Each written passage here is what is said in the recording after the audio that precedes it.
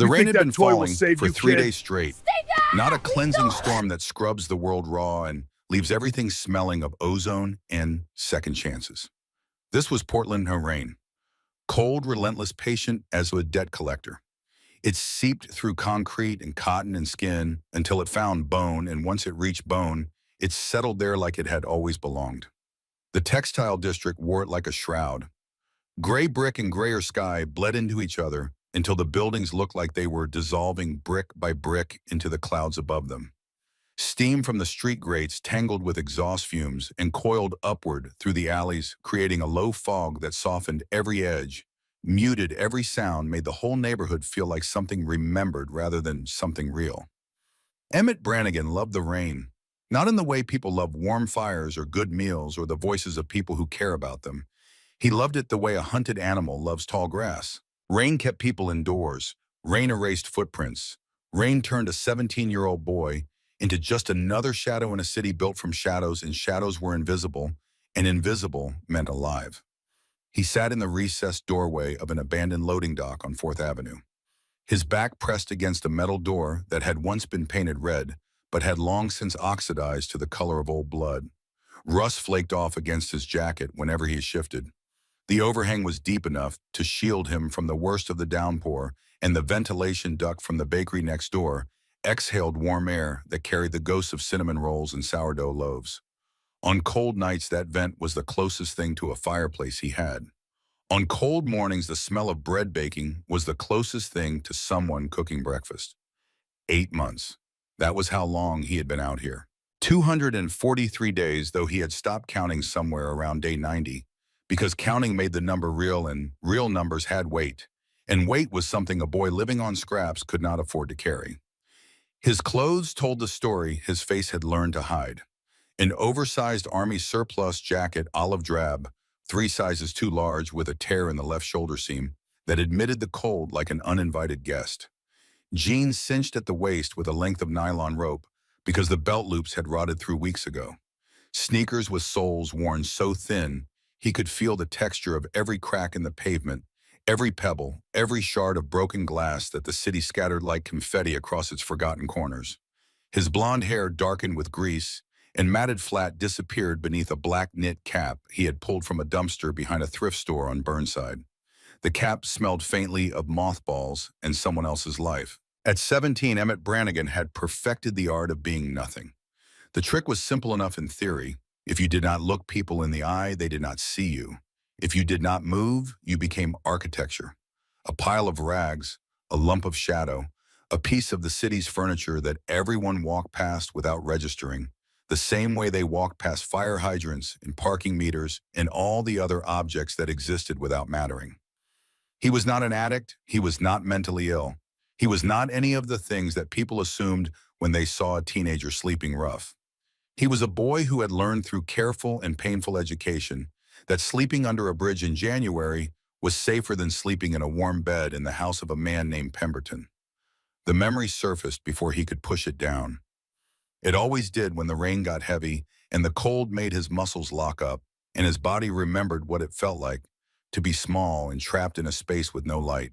8 months ago, a Tuesday night in May, Pemberton's house on Maple Terrace, a street so aggressively suburban it should have come with a warning. The house was clean, the lawn was mowed, the recycling bins were sorted into perfect categories. From the outside, it looked like safety. It looked like the brochure the social workers showed you when they said this one will be different. Emmet had lasted 11 months in that house. 11 months of locked basement doors and withheld meals, and a man who smiled for the caseworkers and transformed the moment their taillights disappeared down the driveway. Pemberton never left marks that showed up in photographs.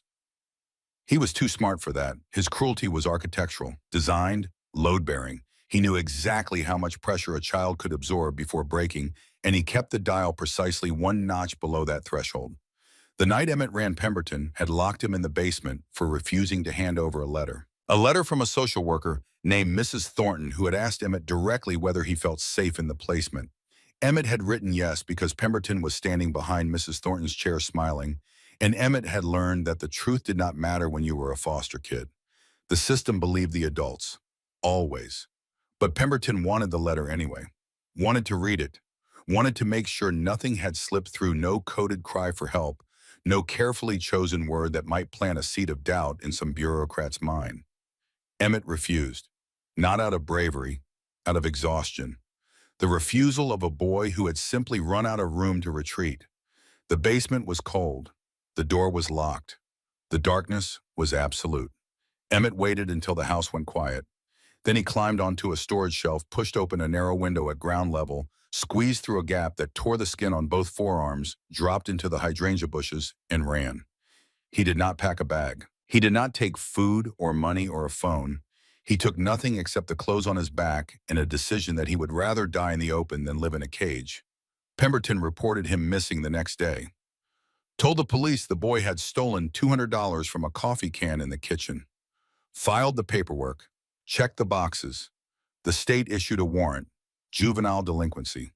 Emmet Brannigan, age 16 at the time, was now a fugitive from a system that had never once asked him the right questions. He had not touched that money. He knew no one would believe him. Belief was a luxury the system did not extend to children. So he disappeared. He survived on soup kitchen meals served by volunteers who looked through him rather than at him. On day labor jobs at construction sites where foremen paid cash and did not ask for identification. On the mathematics of invisibility, which he refined daily, learning which doorways offered the best shelter, which dumpsters, behind which restaurants yielded edible food, on which nights, which bridges had camps that tolerated newcomers, and which would rob you while you slept. His only possession of real value leaned against the brick wall beside him. 3 feet of solid hickory, dense and heavy cut from an industrial broom handle he had found in a construction dumpster near the Pearl District. The wood had a grain so tight it felt almost like stone. He had wrapped one end with black electrical tape for grip, layering it thick until it molded to the shape of his palm. The other end he had sanded smooth against a concrete wall, working it down night after night until it felt balanced in his hands. It was not a cane. It was not decoration. It was a weapon. For the stray dogs that roamed the industrial district after dark, feral and starving and willing to fight anything that looked weak. For the men who came down to the camps after the bars closed looking for sport, looking for someone who could not fight back, who would not be missed, who did not exist in any database or any system that counted. For the moments when invisibility failed and the world noticed you and the world was hostile. Emmet checked his watch, a cheap plastic digital model he had pulled from the trash bin behind a pawn shop. The face was cracked and the numbers were fading, but the time still held. 3:58 in the afternoon. Almost time. His pulse shifted. Not much. Just a small acceleration, a warmth behind his sternum that had nothing to do with the bakery vent. Every Tuesday she came. He did not know her name, did not know anything about her except what he had assembled from weeks of silent observation. She drove a black Jeep Wrangler, pristine, the kind of vehicle that said its owner took care of things. She parked in this alley at almost exactly 4 o'clock every Tuesday afternoon. She walked from the alley to the university campus 3 blocks east, and she returned to the Jeep approximately 2 hours later. She was beautiful, but the word felt inadequate, like calling the ocean wet. It described a surface and missed everything underneath.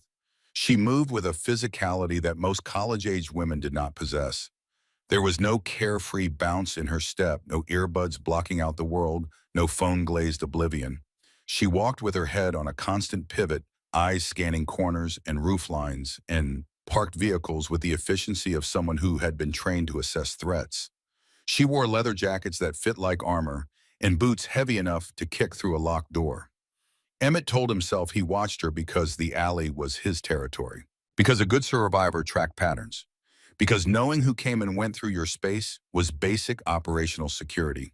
But the truth was simpler than that and more painful. He watched her because she was the only beautiful thing left in his world. Because for 60 seconds every Tuesday, as she stepped out of the Jeep and walked toward the campus, he could pretend he was a normal 17-year-old watching a pretty girl walk by. A boy who might have a chance. A boy who existed in the same world she did, a world of classes and weekend plans and futures that stretched out ahead like open highway. Then she would disappear around the corner and the 60 seconds would end and Emmet would go back to being invisible. The sound of an engine cut through the rain. He looked up. The black Jeep turned into the alley headlights, slicing through the mist. It rolled forward, tires hissing on the wet pavement, and stopped in its usual spot, 20 yards from where Emmet sat hidden in the recessed doorway. The engine died. The lights went dark. The driver's door opened and she stepped out. Gray hoodie beneath a denim jacket, dark hair pulled back in a ponytail that was already collecting raindrops. She locked the Jeep with a soft chirp, then reached into her bag and pulled out her phone. Her thumb moved across the screen, scrolling through something. For once, her attention was divided. For once, she was not scanning the corners. Emmet heard it before he saw it. The screech of tires, high and sharp, cutting through the ambient murmur of rain on brick.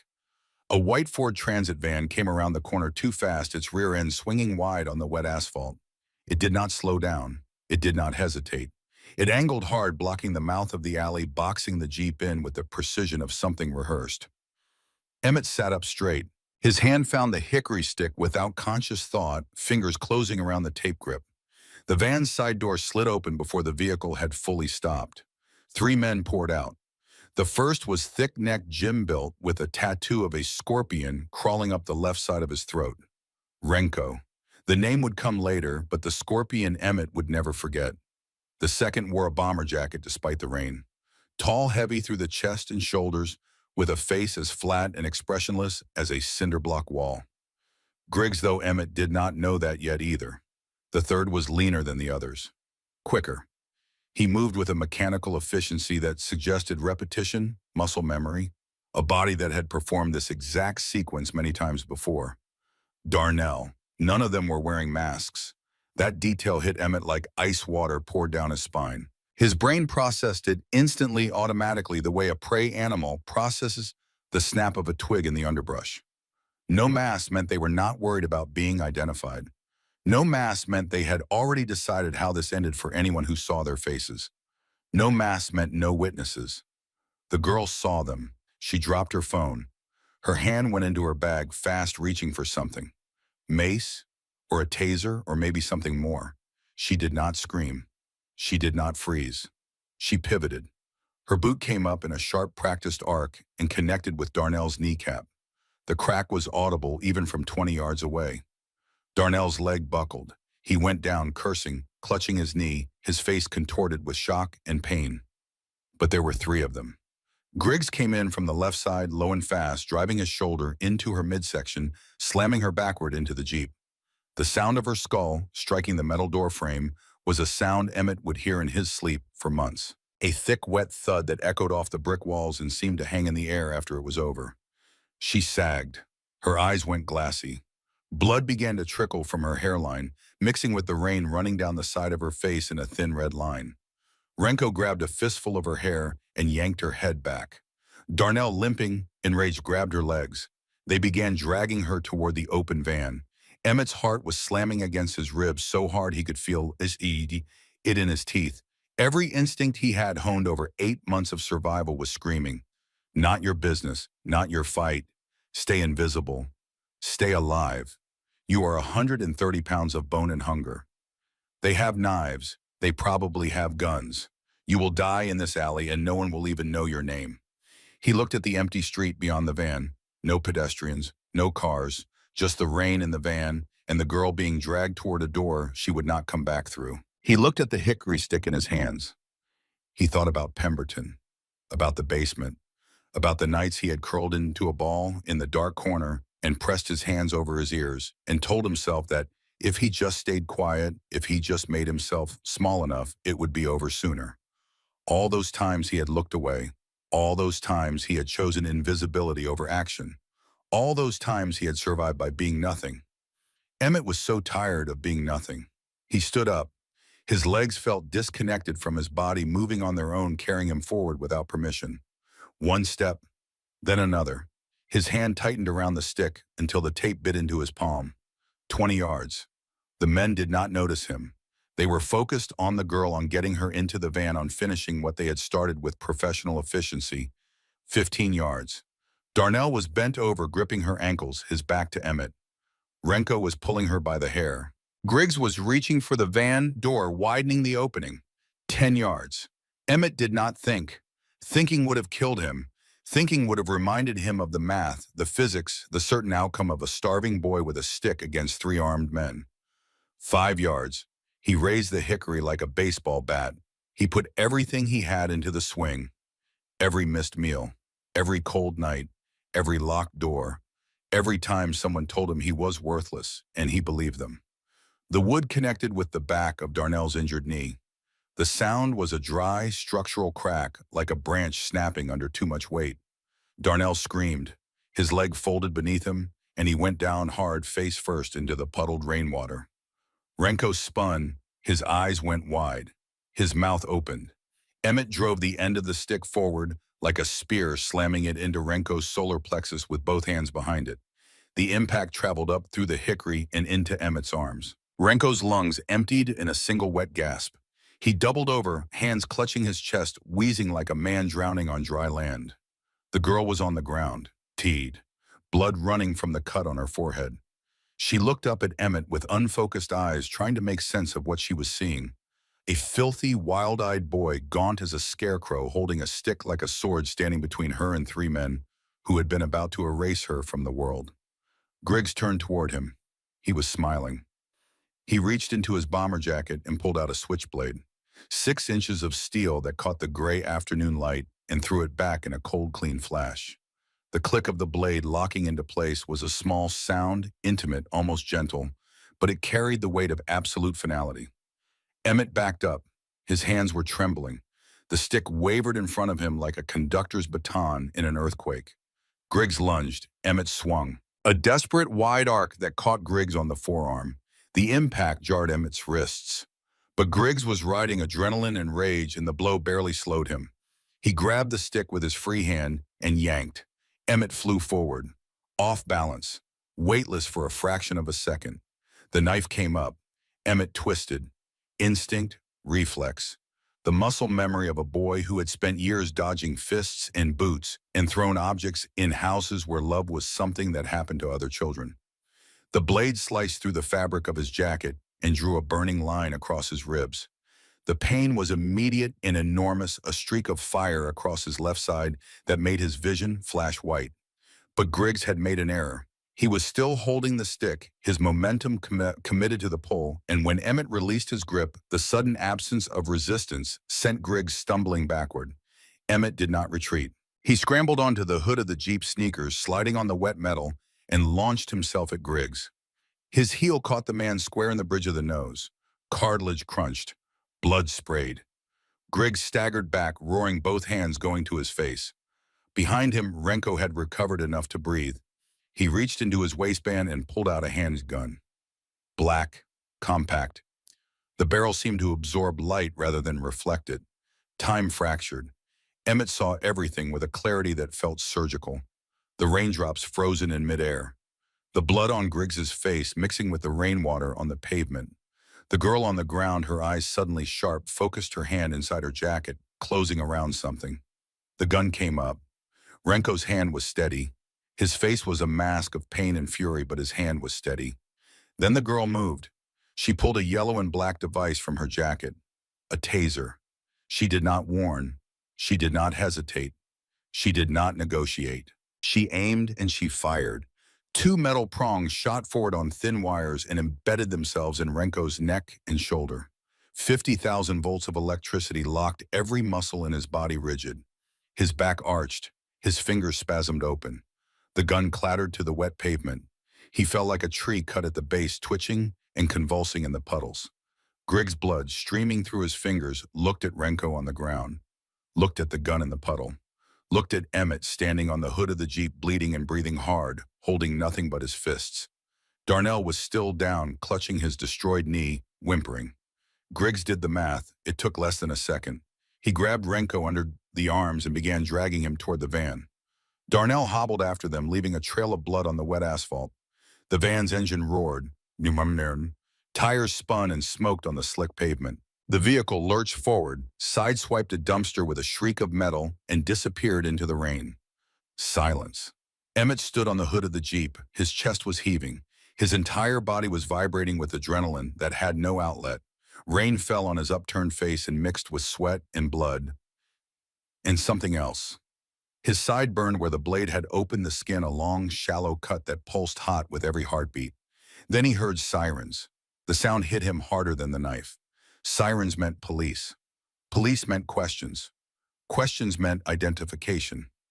Identification meant the system. The system meant Pemberton. He slid off the hood, his sneakers splashed in the puddles. He grabbed his hickory stick from where it lay near the Jeep, splintered at one end, but still solid. The girl was standing now, leaning against the Jeep, one hand pressed to her forehead, her legs unsteady.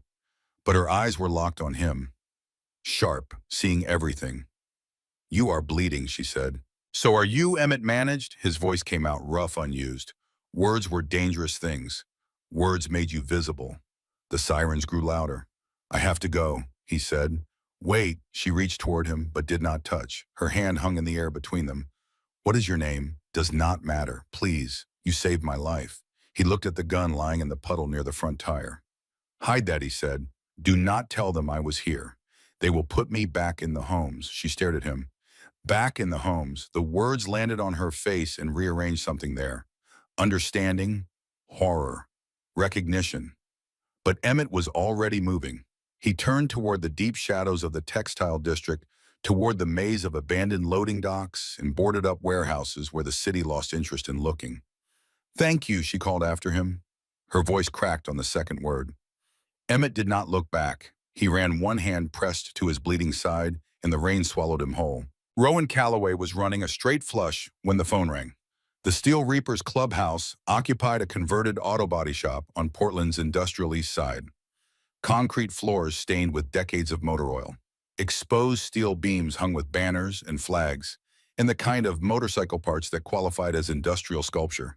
The air carried the permanent scent of engine, grease, cold beer, and the particular ozone that radiated from men who had chosen to live outside the boundaries the rest of the world agreed upon. There were 32 men in the building that afternoon. Every one of them wore a leather cut bearing the Steel Reapers crest, a grinning skull wrapped in chain over a rocker that read Portland. Some played cards. Some worked on bikes in the back bay. Some sat at the long bar that ran along the south wall, drinking and watching a Blazers game on a mounted television. The atmosphere was easy, loose, the particular calm of a Tuesday afternoon when business was good and the law was looking the other direction. Rowan was at the pool table lining up a bank shot that required precision and patience.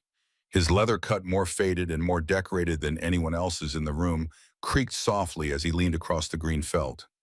52 years old, built like a man who had spent 3 decades lifting engine blocks and swinging fists with a face carved from some northern stone, and gray eyes that could go from warm to empty in the space between heartbeats.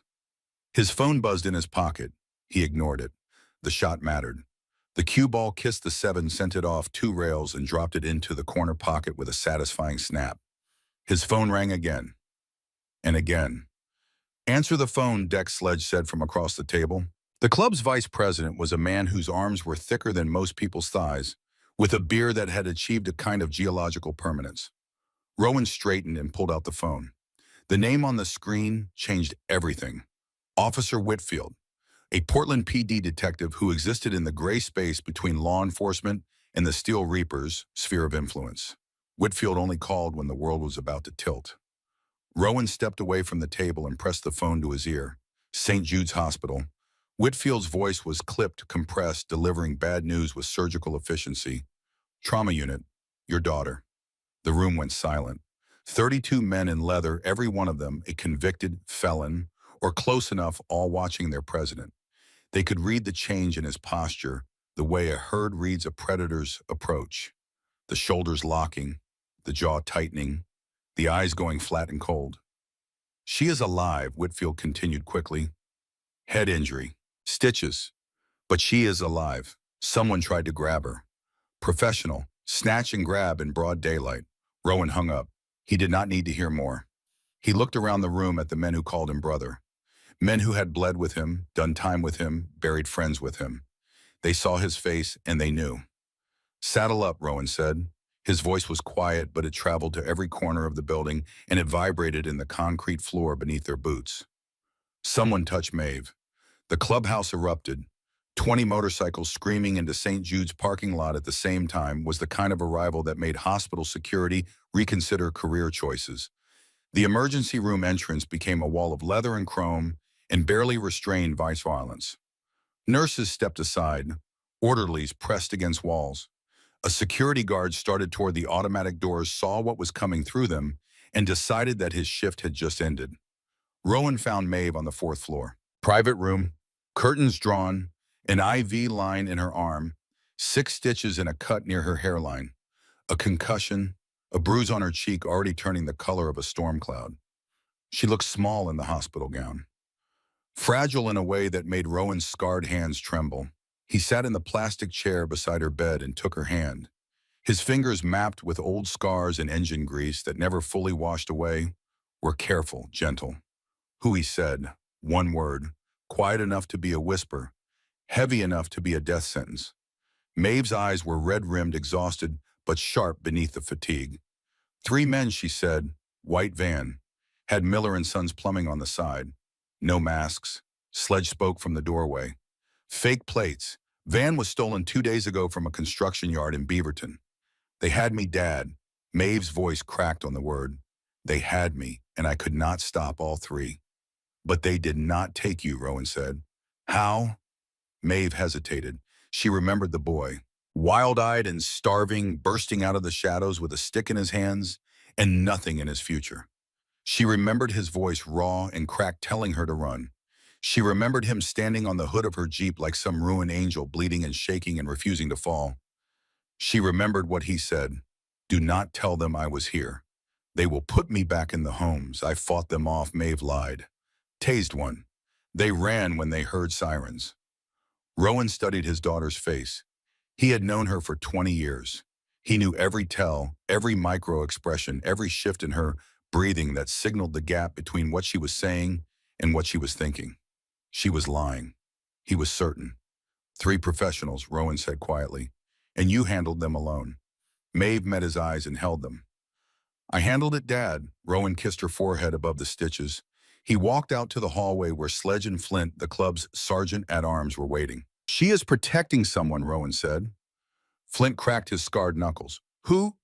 That is what I intend to find out. But Rowan Calloway was not the first person to find out. His daughter was. Maeve waited until her father left the room, until the sound of his boots faded down the corridor, until the low rumble of his voice giving orders to Sledge dissolved into the ambient hum of the hospital. Then she picked up her phone. The screen was cracked from where she had dropped it in the alley, but it still worked. She pulled up a contact. Spark. 23 years old, rail-thin fingers that could navigate a keyboard the way concert pianists navigated Chopin. He had done time for hacking Portland PD's network and now worked for the Steel Reapers in a capacity that kept him barely on the legal side of the line. Maeve did not call. She texted. Text left less evidence, made less noise, and could not be overheard by the prospects standing guard outside her door. The bakery on 4th. East Side Sourdough. They have a security camera that covers the alley where I park. I need that footage. All of it. From 3:45 to 4:15 this afternoon. Do not tell my father. Not yet. Sparks' reply came in under 30 seconds. On it. Maeve set the phone down and stared at the ceiling. Her head throbbed. The stitches pulled when she frowned. But her mind was moving fast, sorting and categorizing the fragments of the afternoon, assembling a picture from broken pieces. The boy was young, 16, 17 at most, homeless. That much was obvious from the clothes, from the smell, from the hollowed-out face that spoke of months without adequate food. He had been hiding in that doorway watching her, and she had never noticed him. He had been invisible until the moment he chose not to be. He had fought 3 armed men with a wooden stick. He had taken a knife slash across his ribs to protect a stranger, and then he had run, not from the kidnappers, from the sirens, from the police, from the system. They will put me back in the homes. Maeve had grown up in the outlaw world, daughter of a man who ran a motorcycle club, who operated in the spaces between legal and illegal, who had taught her since childhood that the system was not designed to protect people like them. She had learned to shoot at 12, learned to fight at 13, learned to read a room, assess a threat, and plan 3 moves ahead by the time she entered college. She understood in a way most people never could what it meant to fear the system more than you feared the men with guns. Her phone buzzed. Spark, a video file. Grainy black and white, time-stamped 4:04 p.m. Maeve watched it 3 times. The first time she watched the boy emerge from the shadows and attack 3 men twice his size with a broom handle. She watched him take the knife cut, watched him launch himself off her Jeep hood and break Griggs's nose with his heel. Watched the taser prongs hit Renko. Watched the van peel out. The second time she watched the boy's face. Watched the terror and the determination warring across his features. Watched him press his hand to his bleeding side as he talked to her, as he begged her to hide the gun, to keep his existence a secret from the only institutions that were supposed to protect him. The third time she watched him run, watched him disappear into the textile district wounded and alone, swallowed by the very invisibility he had broken in order to save her life. Maeve sat up straighter in the hospital bed. She texted Spark again. "I need you to run something." The boy in the footage, blonde, 17 or so, homeless.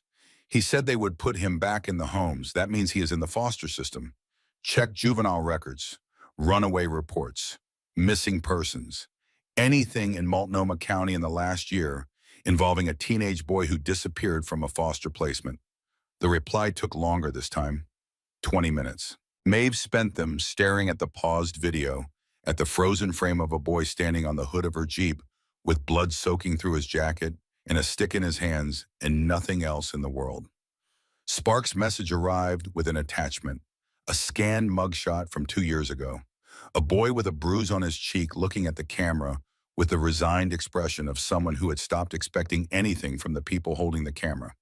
Emtt Brannigan, 17 years old, in the system since age 4, mother deceased overdose, father unknown, 6 foster placements in 5 years. Last placement with a Raymond Pemberton on Maple Terrace. Ran away 8 months ago. Pemberton reported theft of $200. State issued a warrant for juvenile delinquency, currently listed as a runaway. Maeve stared at the name, Emtt Brannigan. She opened a new search. Pemberton Raymond, foster care, complaints. The results came in pieces. 3 separate complaints filed by 3 different children over a 6-year period. Jessica Whitmore, age 14, reported being locked in the basement for 2 days. Case dismissed, insufficient evidence. Tyler Brooks, age 16, reported food being withheld as punishment. Case dismissed. Sarah Prescott, age 15. The details of her complaint were sealed, but the case was also dismissed. 3 children, 3 complaints, 3 dismissals. Maeve felt something cold settle in her chest, not anger. Anger was hot and reactive and imprecise. This was colder than that. This was calculation. She picked up her phone one more time. She did not text Spark this time. She called. 2 things she said when he answered. First, compile everything you can find on Raymond Pemberton. Court records, financial records, foster care, payment history, everything. I want to know if he is still collecting stipends for children who are not living in his house. And second, Spark asked, get me a line to Judge Morrison's clerk.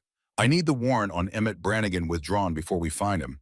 I do not want him waking up in a hospital bed with the system waiting to drag him back. Spark paused. Your father is going to want to run this, Maeve. My father is going to want to burn things down, Maeve said. I am going to build something instead. Get me what I asked for. She hung up, took a breath. The headache was ferocious now, a pulsing knot of pain behind her stitches, but her mind was clear. When her father came back to the room 20 minutes later, with Sledge and 2 prospects carrying takeout food, Maeve was ready. Dad, she said, sit down, I need to tell you something. Rowan sat. He recognized the look on his daughter's face. It was the same look she had worn at 14 when she presented him with a detailed analysis of why the club's accounting system was vulnerable to federal RICO charges. The same look she wore when she had a plan, and the plan was already 3 steps ahead of everyone else in the room. Maeve told him everything.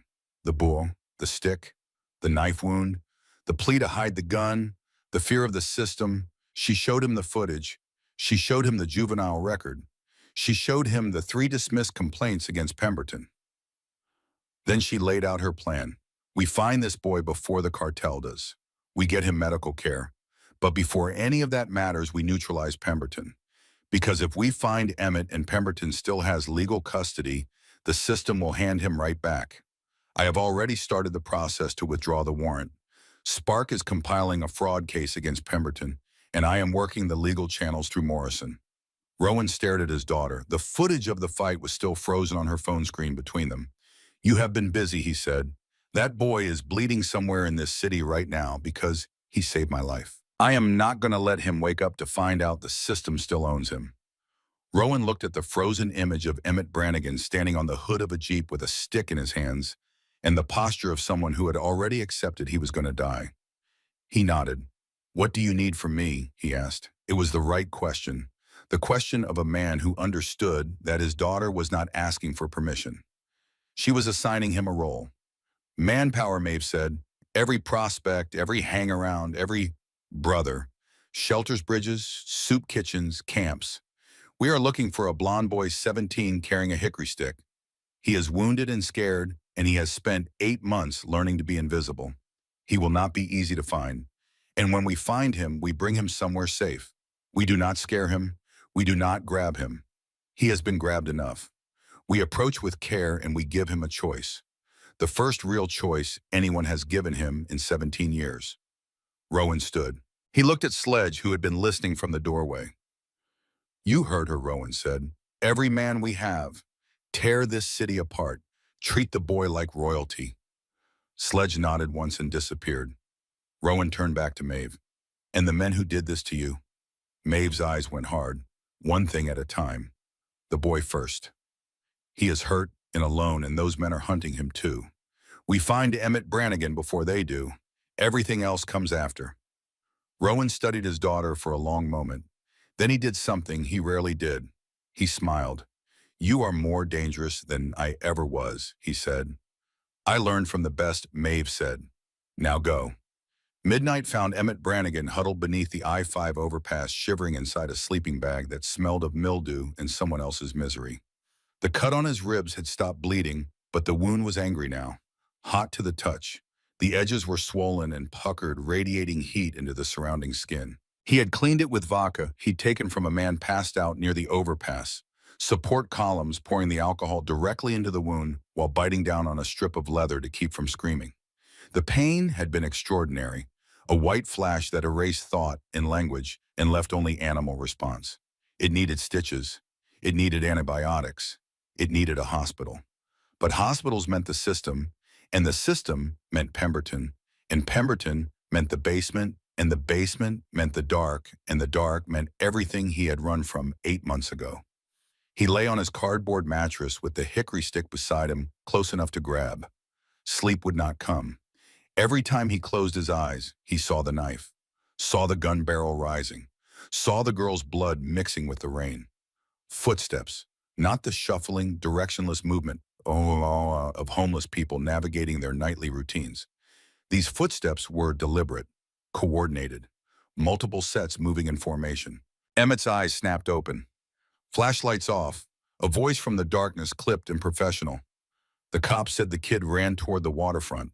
A second voice, deeper, accented just slightly enough to mark the speaker as someone from somewhere else.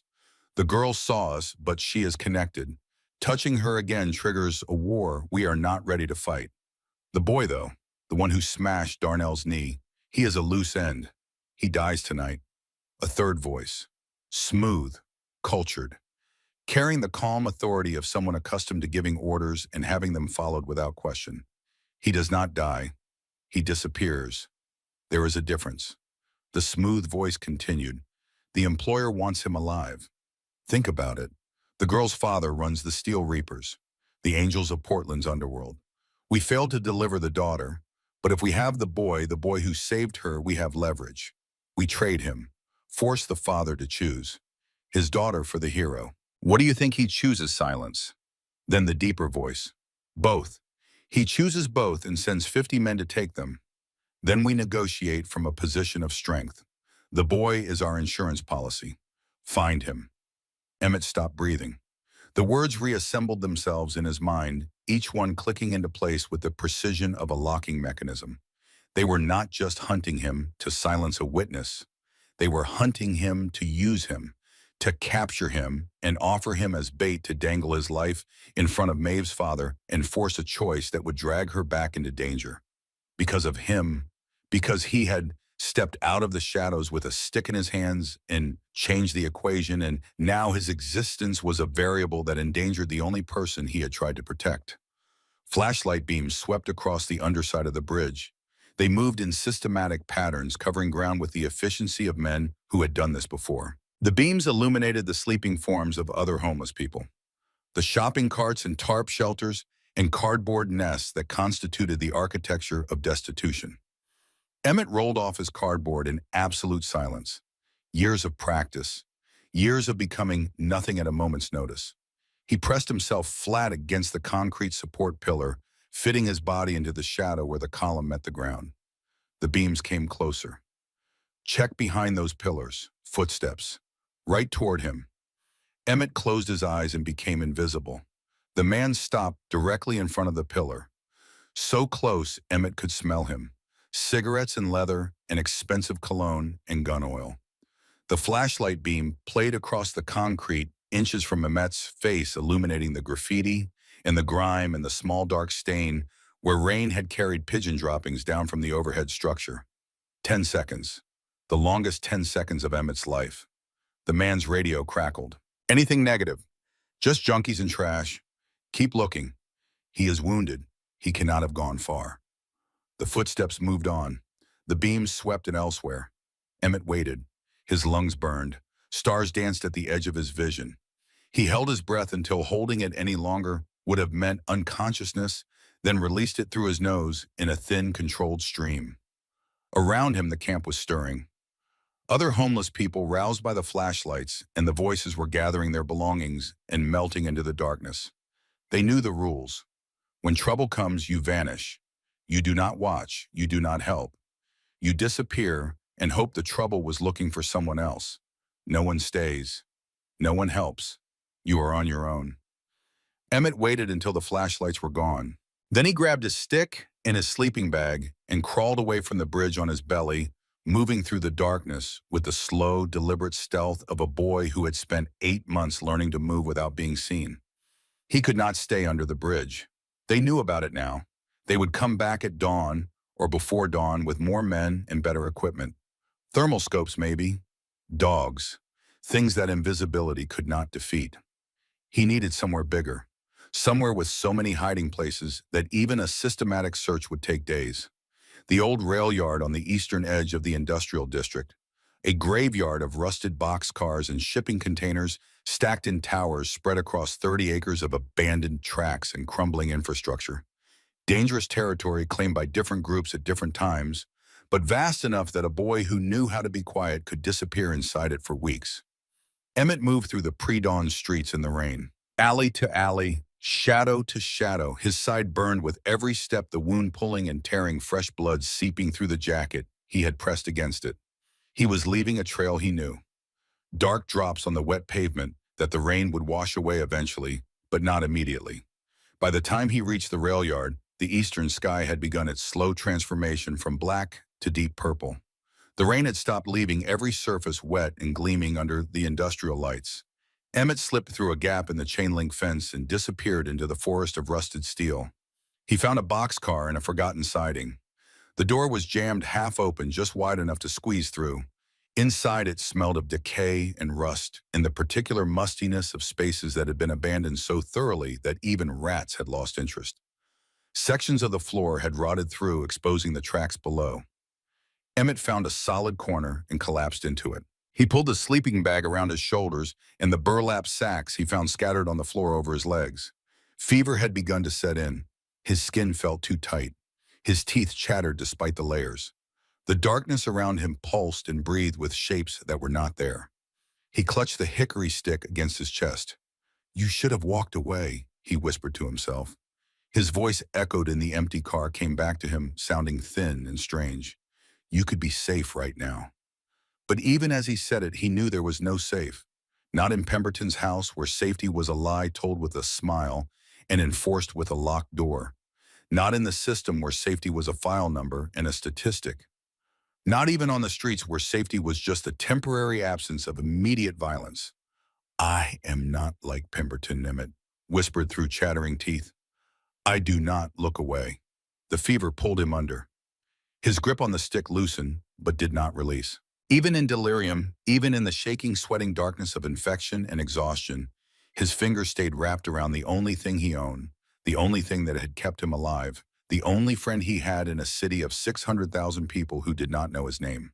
3 miles west in the Steel Reapers clubhouse, Maeve Calloway was not sleeping either.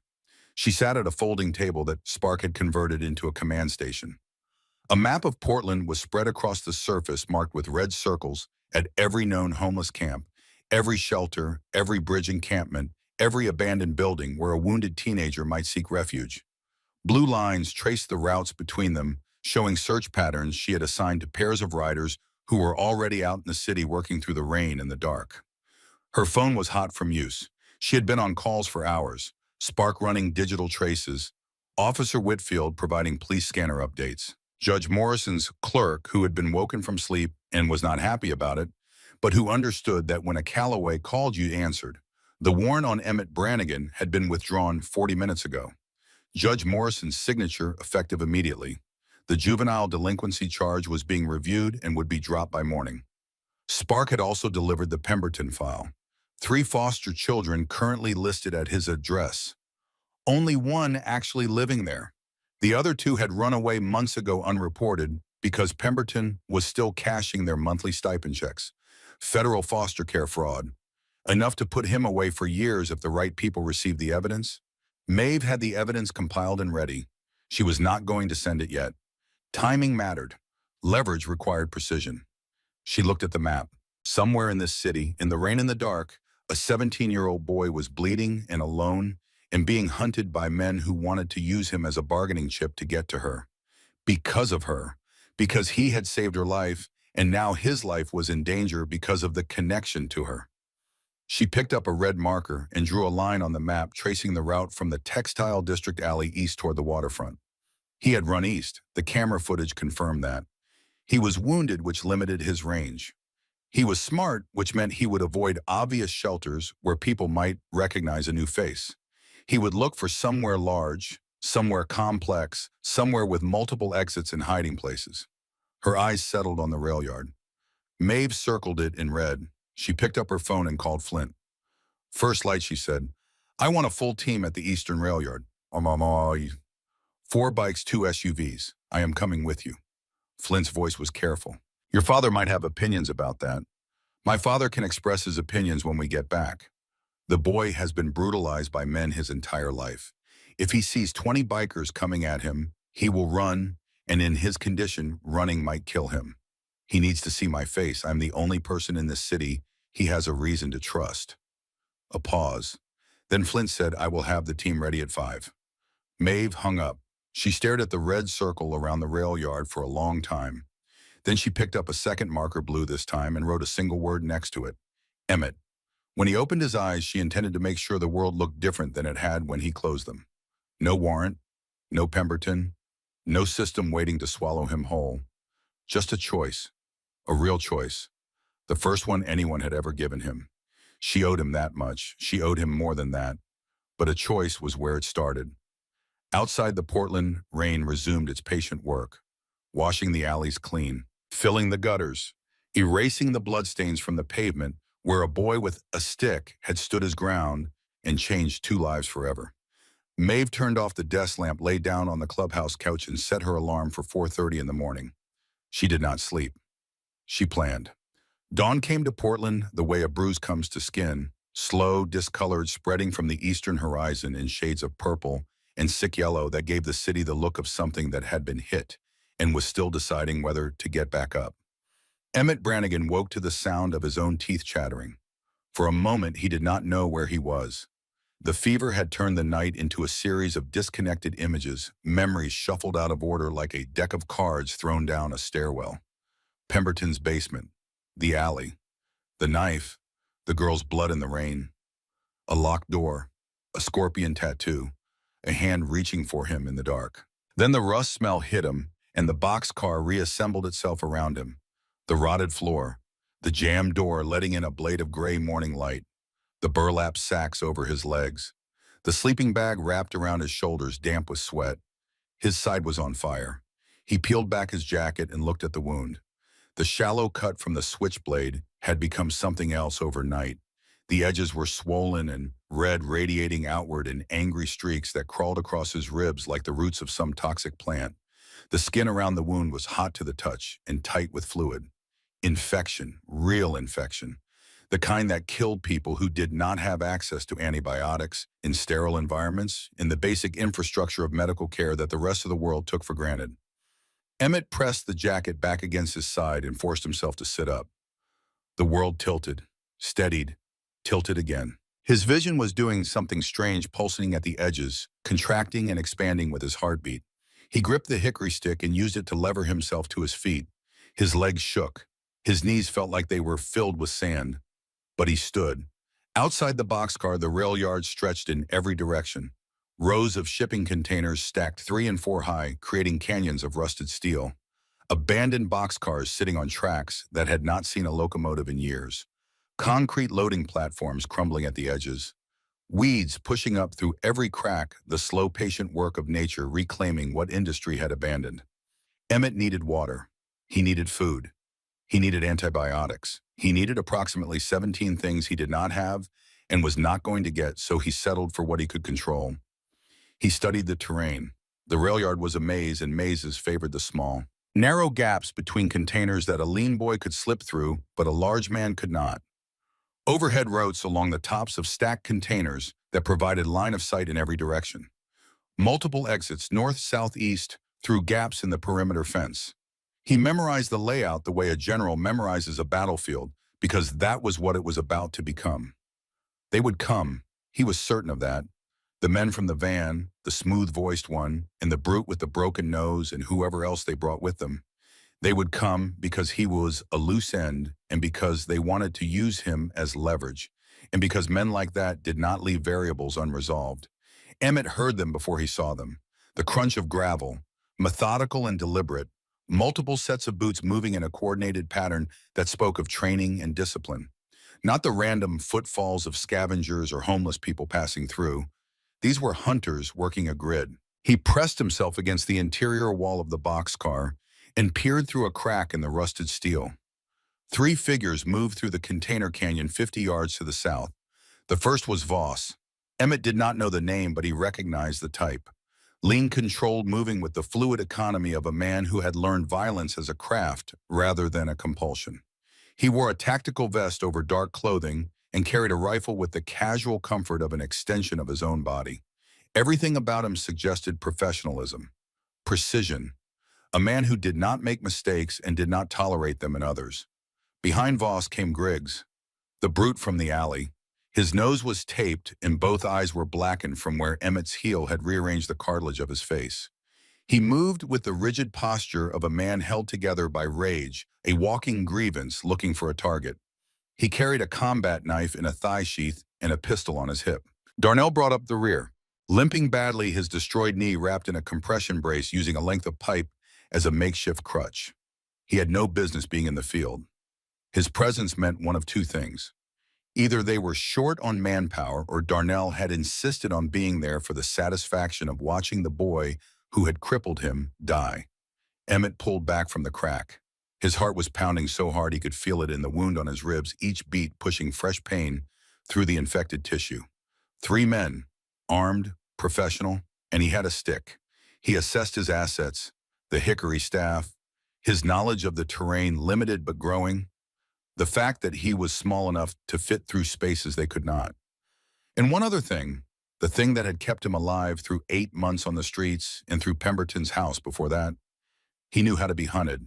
Emmet slipped out of the boxcar through the gap in the rotted floor, dropping silently onto the gravel between the tracks. He moved on his belly beneath the line of coupled cars crawling through the cold, wet stones until he emerged 50 yards north of where he had started. Then he circled west, using the container stacks as cover, working his way behind the search pattern. They were moving south to north. He moved north to south, staying in their wake, occupying the ground they had already cleared. It was a simple principle. The safest place to be when someone is searching for you is where they have already looked. He found a position on top of a low container stack, 2 containers high, that gave him a view of the search corridor. He lay flat on the rusted metal roof, the cold biting through his jacket, and watched. Voss moved with precision, checking each container, methodically opening doors, sweeping corners with his rifle-mounted light. Griggs was less disciplined, kicking at debris, slamming his fist against container walls, his rage leaking out through every movement. Darnell limped behind, sweeping more slowly, his flashlight beam shaky. Darnell was the weak link. The injured leg made him slow. The pain made him distracted, and he was falling behind the other two, the gap between him and Griggs widening as the search progressed. Emmet climbed down from the container stack and circled wide, moving through a narrow gap between two rows of containers that was barely wider than his shoulders. Rust scraped against his jacket on both sides. The passage opened into a small clearing, littered with broken glass, discarded spray paint cans, and the remnants of someone's abandoned camp. Spray paint, a lighter he carried in his jacket pocket for warmth on cold nights. Glass bottles. Emmet looked at these objects and saw weapons. He picked up the spray paint can, shook it, half full. He grabbed two glass bottles and wedged them into his jacket pockets. Then he positioned himself behind a container at the end of a dead-end corridor and waited. Darnell's flashlight beam appeared at the corridor entrance 3 minutes later. The man was alone. Griggs and Voss had moved on to the next row, leaving Darnell to clear this one at his own damaged pace. Emmet waited until Darnell was deep into the corridor. Then he threw a glass bottle hard to his left. It shattered against a metal wall with a sound like a gunshot. Darnell spun toward the noise. His flashlight beam swung left. His hand went to his sidearm. Emmet stepped out from the right. He had 2 seconds, maybe less. He raised the spray paint can and depressed the nozzle, aiming directly at Darnell's face. The paint hit the man's eyes in a thick stream of flat black. Darnell screamed. His hands went to his face, clawing at the paint, the gun, and the flashlight, both forgotten. Emmet swung the hickory low and hard. The wood connected with Darnell's injured knee for the second time in 24 hours. The brace provided almost no protection. The joint, already structurally compromised, folded with a sound that was equal parts crack and wet pop. Darnell went down, screaming a high, thin sound that bounced off the metal walls of the container corridor and echoed out across the rail yard. Emmet moved fast. He grabbed Darnell's radio from his belt, grabbed the pistol, a Glock, from his holster, felt the weight of it in his hands, heavy and real and terrible. Then he ran. Behind him, Darnell's screams brought the others at a sprint. Emmet ducked between containers, changing direction twice, 3 times, creating distance. When he was far enough away that his hands had stopped shaking from the encounter, he stopped and looked at the Glock. Full magazine, round in the chamber, safety off. The weapon was warm from Darnell's body, and it sat in Emmet's palm with the obscene weight of absolute power. He could kill with this. He could point it at a man and pull the trigger, and the man would stop existing. It was that simple, that irreversible. The radio crackled. "Darnell is down." Griggs's voice, thick with fury, distorted by the damaged cartilage in his nose. The little bastard took him out again. He has Darnell's weapon and his radio. A pause. Then Voss spoke. His voice remained calm, measured. The voice of a man for whom setbacks were simply data points to be incorporated into a revised plan. "You have the radio, boy. You are listening. I know you are. So listen carefully. You have a gun now. Good for you. But you will not use it because you are not a killer. I can see that in the way you fight. You attack legs, not heads. You use spray paint, not bullets. You are a survivor, not a predator. There is no shame in that.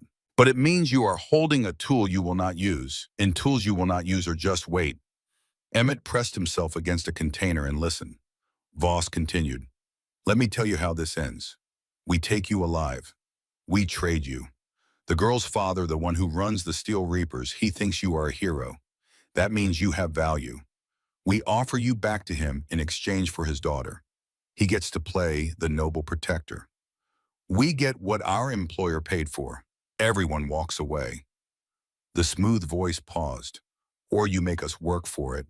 You run, you hide. You force my man Griggs to find you, and I promise you the mood he is in right now, he will not be gentle. You have seen what he is. You have felt his knife. Imagine that, but slower. Much slower." Emmet looked at the Glock in his hands, looked at the radio, looked at the container walls rising around him like the walls of a steel labyrinth. The truth of what Voss was saying crystallized in his mind with terrible clarity. They did not just want him dead anymore. They wanted him alive, because alive he was a bargaining chip. Alive he was the tool they could use to drag Maeve back into the jaws they had built for her.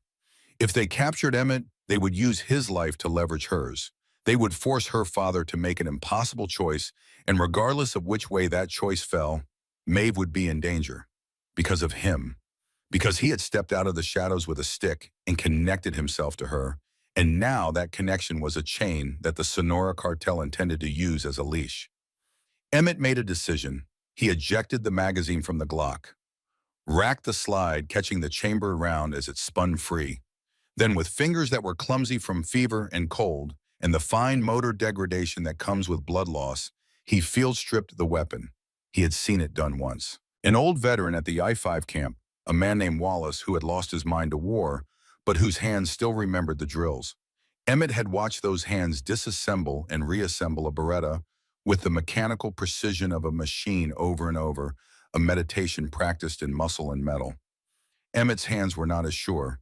He fumbled twice, but he got the slide off, got the barrel free, and found the firing pin. A small piece of machined steel no bigger than a pencil that was the difference between a weapon and a paperweight. He threw it as hard as he could. It arced through the gray morning air and pinged off a container somewhere in the maze, bouncing twice before disappearing into the weeds and gravel. The Glock was useless now. He reassembled it without the pin and set it on the ground. If they caught him, he would not be armed. He would not give them the excuse to claim self-defense. He would not give them a gun they could put in his dead hand and use to construct a story. But he would not be taken alive either. Not because of any death wish, because alive in their hands meant Maeve in danger. And that was a math problem with only one acceptable answer. Emmet gripped his hickory stick and began to climb. The shipping containers were stacked 3 high in the yard's central section, creating towers of corrugated steel that rose 30 feet above the gravel. The climb was brutal. His wounded side screamed with every upward movement, each pull on a container edge, sending bolts of white pain through his ribs. His hands slick with fever sweat, and dried blood kept slipping on the wet metal. The rust bit into his palms, leaving orange stains that looked like burns.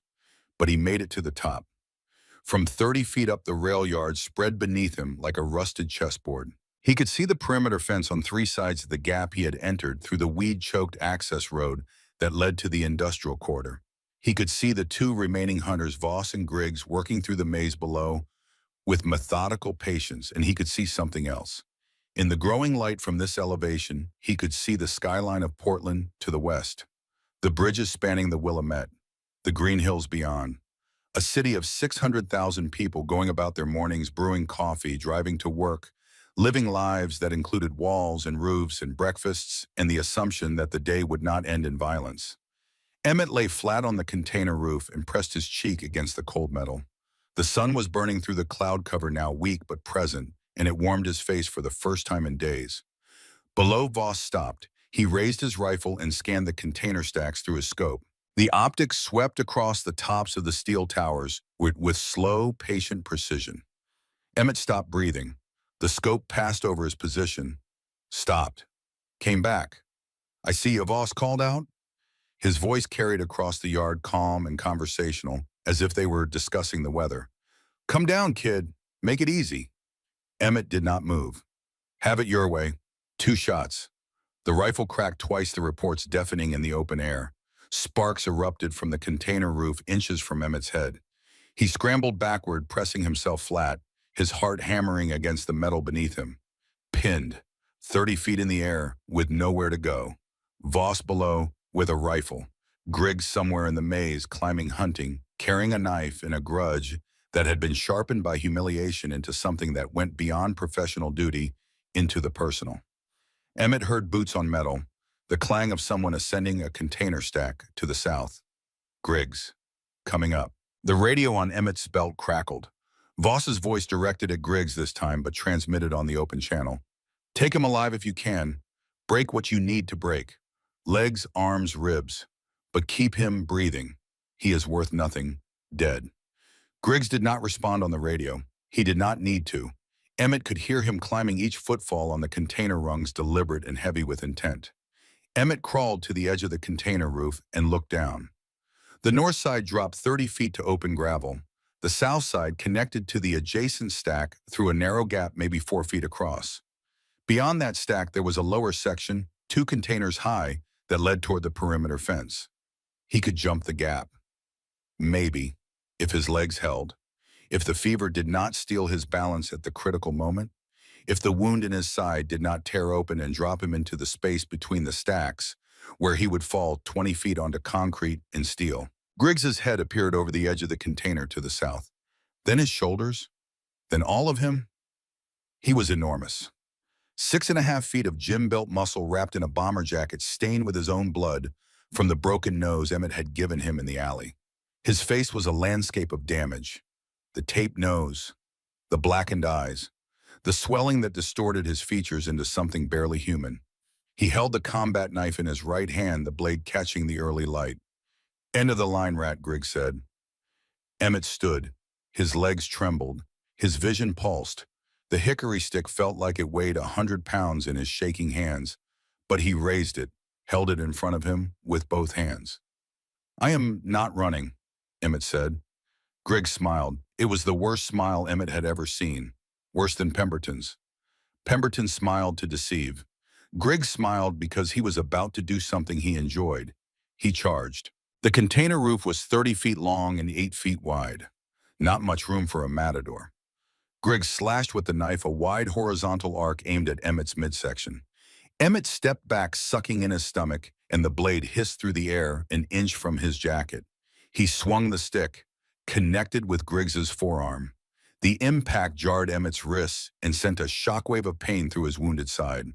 Griggs did not even flinch. He grabbed the stick with his free hand and pulled. Emmet held on, refused to release. Griggs yanked harder, dragging Emmet forward, reeling him in like a fish on a line. The knife came around in a backhand arc and caught Emmet's left arm above the elbow. The blade opened a cut that went through jacket and shirt and skin to the muscle beneath. Emmet cried out. His grip weakened. Griggs tore the stick from his hands and threw it aside. It clattered across the container roof and came to rest near the edge. Griggs grabbed Emmet by the front of his jacket and lifted him off his feet. The man's strength was grotesque, effortless, the kind of power that made resistance feel pointless. He held Emmet at arm's length the way a man might hold a rabbit before breaking its neck. The knife rose, positioned with precision. The blade aimed at Emmet's chest at the space between the third and fourth ribs, where the heart sat in its cage of bone. "Time to die," Kid Griggs said. Then the world split open. The sound came first. A low rumble at the edge of perception that grew rapidly into a roar, a mechanical avalanche, the combined thunder of multiple engines pushed to their limits. It cut through the morning air with a physical force that vibrated in the steel beneath their feet. Motorcycles. Smashing through the perimeter fence came a formation of headlights, 6 bikes riding in a tight V, followed by a massive black SUV, followed by 6 more bikes. The fence peeled away like aluminum foil. The bikes hit the gravel of the rail yard and scattered, each one breaking in a different direction, engines screaming. The Steel Reapers had arrived, but the figure on the back of the lead bike was not wearing a leather cut. She was wearing a denim jacket over a gray hoodie, her dark hair streaming behind her as the bike tore through the rail yard, and she was pointing, directing her arms, sweeping in a wide arc that sent the flanking riders spreading through the container maze. Maeve Calloway. She had been awake since 4:30. She had ridden the 20 minutes to the rail yard in the pre-dawn dark on the back of Flint's Harley, her arms wrapped around the sergeant-at-arms' midsection, her eyes scanning the industrial corridor for any sign of the white van or its occupants. She had positioned the teams at the perimeter herself, designating entry points, establishing a cordon. And when Spark relayed the sound of gunshots picked up by a microphone on a traffic camera, a quarter mile from the rail yard, she had given the order to breach. Below, Voss spun toward the approaching bikes. His rifle came up, acquired a target, and fired. A bike swerved the rider, ducking low. Return fire erupted from 3 directions at once. Sparks danced off the containers around Voss. He took a round in the left shoulder that spun him sideways and dropped him to one knee. The rifle fell from his hands. Voss looked at the wound, looked at the 12 armed bikers converging on his position. Made a calculation. His hands went up. On top of the container stack, Griggs heard the gunfire and the engines, but he did not stop. Did not look down, did not calculate. Calculation had been replaced by something simpler and older. His blackened eyes were locked on Emmet. His fingers tightened around the knife handle. The engines and the gunshots were sounds from another world. The only world that mattered was the 8 feet of rusted steel between his knife and the boy who had humiliated him. The knife began its descent, a single gunshot, not the crack of a rifle or the pop of a handgun fired at distance. This was something heavier, a deep concussive report that seemed to compress the air and push it outward in a visible wave. The sound of a large caliber weapon fired at close range. Griggs stopped. The knife froze 3 inches above Emmett's chest. The man's eyes went wide and confused, the rage draining from them like water from a shattered glass. He looked down. A dark stain was spreading across his bomber jacket from a point just left of center. The stain expanded quickly, blooming outward, and there was something almost organic about it, like a flower opening in terrible time-lapse. Griggs's knees buckled. The knife fell from his fingers and hit the container roof with a light musical sound that was obscenely delicate against the backdrop of engines and gunfire. He swayed, took 1 step backward. His boot found the edge of the container and found nothing beyond it. He fell, 30 feet. His arms reached for something to hold and found only air. He hit the gravel below with the sound of a heavy final thing coming to rest. Emmet lay on his back on the container roof, staring at the brightening sky. His mind had stopped processing. The transition from dead to alive was too abrupt, too absolute, like stepping through a door from a burning building into snow. A figure appeared at the top of the container ladder. Massive, leather cut dark with age and weather, face carved from granite and grief, a smoking pistol in one hand. Rowan Calloway looked at the boy on the roof and saw everything. The matted hair, the gaunt face, the clothes hanging off a frame that had not seen adequate nutrition in months, the blood soaking through the jacket, dark and spreading, the fresh cut on the arm still bleeding freely, the way the boy's chest rose and fell in shallow, rapid breaths, the breathing of an animal that has been cornered and hurt and does not yet understand that the danger has passed. And the hickory stick, lying on the container roof 3 feet from the boy's hand. Even now, even after everything, the boy's fingers were reaching for it. Rowan holstered his weapon. He crossed the container roof and knelt beside Emmet. Up close, the boy was even smaller than he had looked on the security footage. His wrists were thin enough to snap. His cheekbones stood out like blades beneath skin that was gray with exhaustion and infection. Emmett's eyes were half open, glazed with fever, struggling to focus. He saw a blurred giant, saw leather and scars, and a face that could have belonged to any of the men who had hurt him throughout his life. He flinched, Easy Rowan said. His voice came out different than he intended, softer, stripped of the command tone that was as natural to him as breathing. I am not going to hurt you. Emmett's lips moved. Sound came out thin and cracked. The girl. What, the girl? Emmett's hand found Rowan's wrist. His grip was pathetically weak. The grip of a boy who had nothing left. Is she safe, Rowan? Calloway had been an outlaw for 30 years.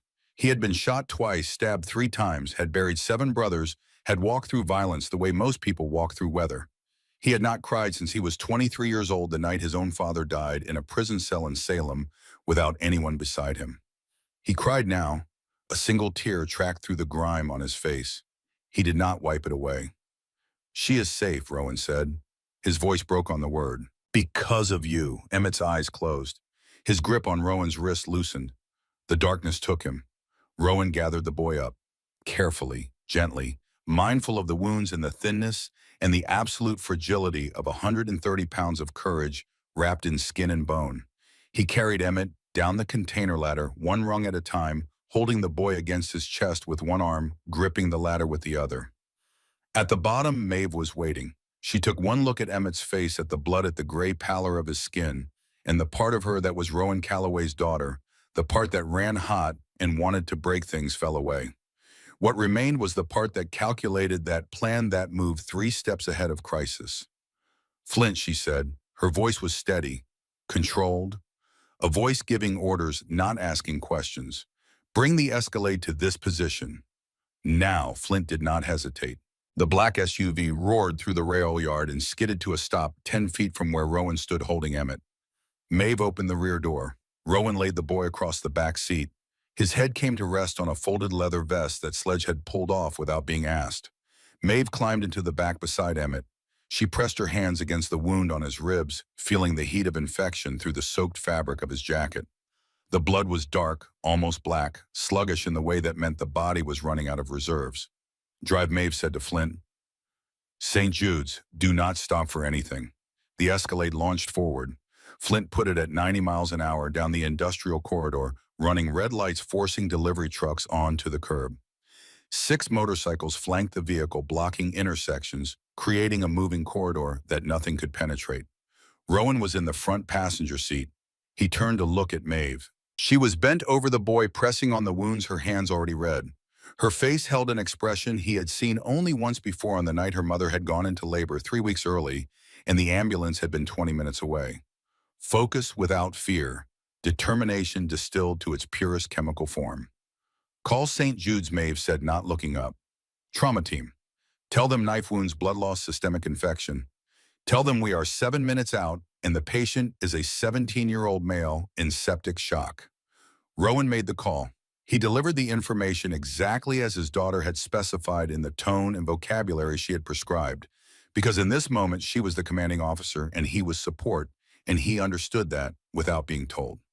Emmet stirred in the back seat, his eyes half open, seeing nothing, and a sound came from his throat that might have been a word or might have been the random misfiring of a brain shutting down under the combined assault of blood loss and infection and trauma.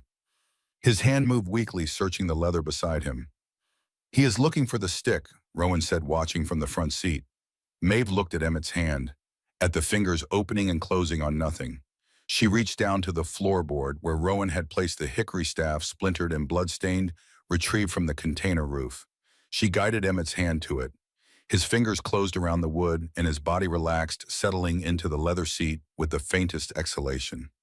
Maeve kept one hand on his wound and the other on his shoulder. Steady. Stay with me, Emmet, she said quietly. Her voice did not crack.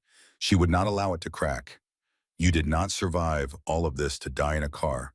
Stay. The Escalade drifted sideways around the final corner, tires smoking, and slid to a halt at the emergency room entrance. Maeve was out of the vehicle before it stopped rocking. She pushed through the automatic doors, blood on her hands, blood on her jacket, and her voice filled the sterile white lobby with a sound that belonged to someone who had spent her life around men who moved mountains by speaking loud enough. I need a trauma team. Now. 17-year-old male, penetrating knife wounds to the left thorax and left upper arm, systemic infection from a 24-hour-old wound, probable sepsis, severe blood loss. He is in the vehicle outside and he is crashing. Move. Nurses moved. Orderlies ran. A gurney appeared and was wheeled to the SUV at a sprint. They transferred Emmet from the back seat to the gurney with practiced efficiency, and Maeve walked beside it through the double doors, her hand on his shoulder, until a nurse gently but firmly stopped her at the threshold of the trauma bay. Family only beyond this point, the nurse said. I am his family, Maeve said. The words came out with a conviction that left no room for argument.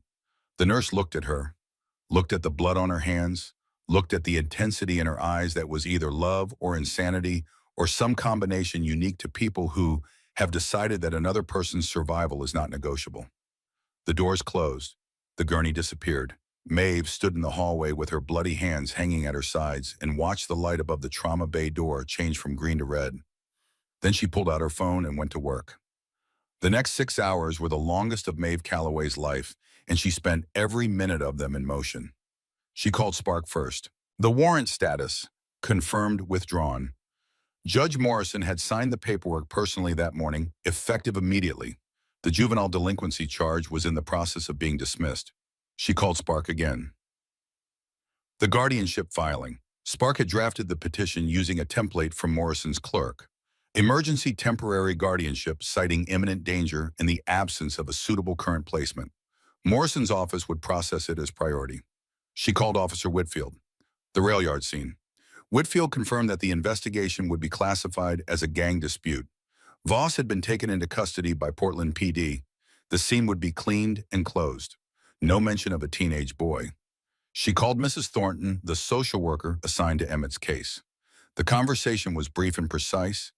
Maeve explained the situation in terms that were legally accurate and emotionally devastating. A boy who had been failed by every institution tasked with protecting him. A foster parent with a documented pattern of abuse obscured by a system that believed adults over children. A warrant based on a fabricated theft charge. And a boy who, despite all of this, had risked his life to save a stranger. Mrs. Thornton listened. She asked questions. Maeve answered them with the controlled fluency of someone who had already anticipated every objection and prepared every counter. By the time Emmet came out of surgery, Maeve had dismantled and rebuilt the legal architecture of his life. The surgeon was a man named Dr. Eris, silver-haired, precise, with hands that had spent 30 years inside the bodies of people who arrived at his table already halfway gone. He came into the waiting room still wearing his surgical cap and found Maeve sitting in a plastic chair with her phone in one hand and a legal pad full of notes in the other. Rowan was beside her. He had changed clothes.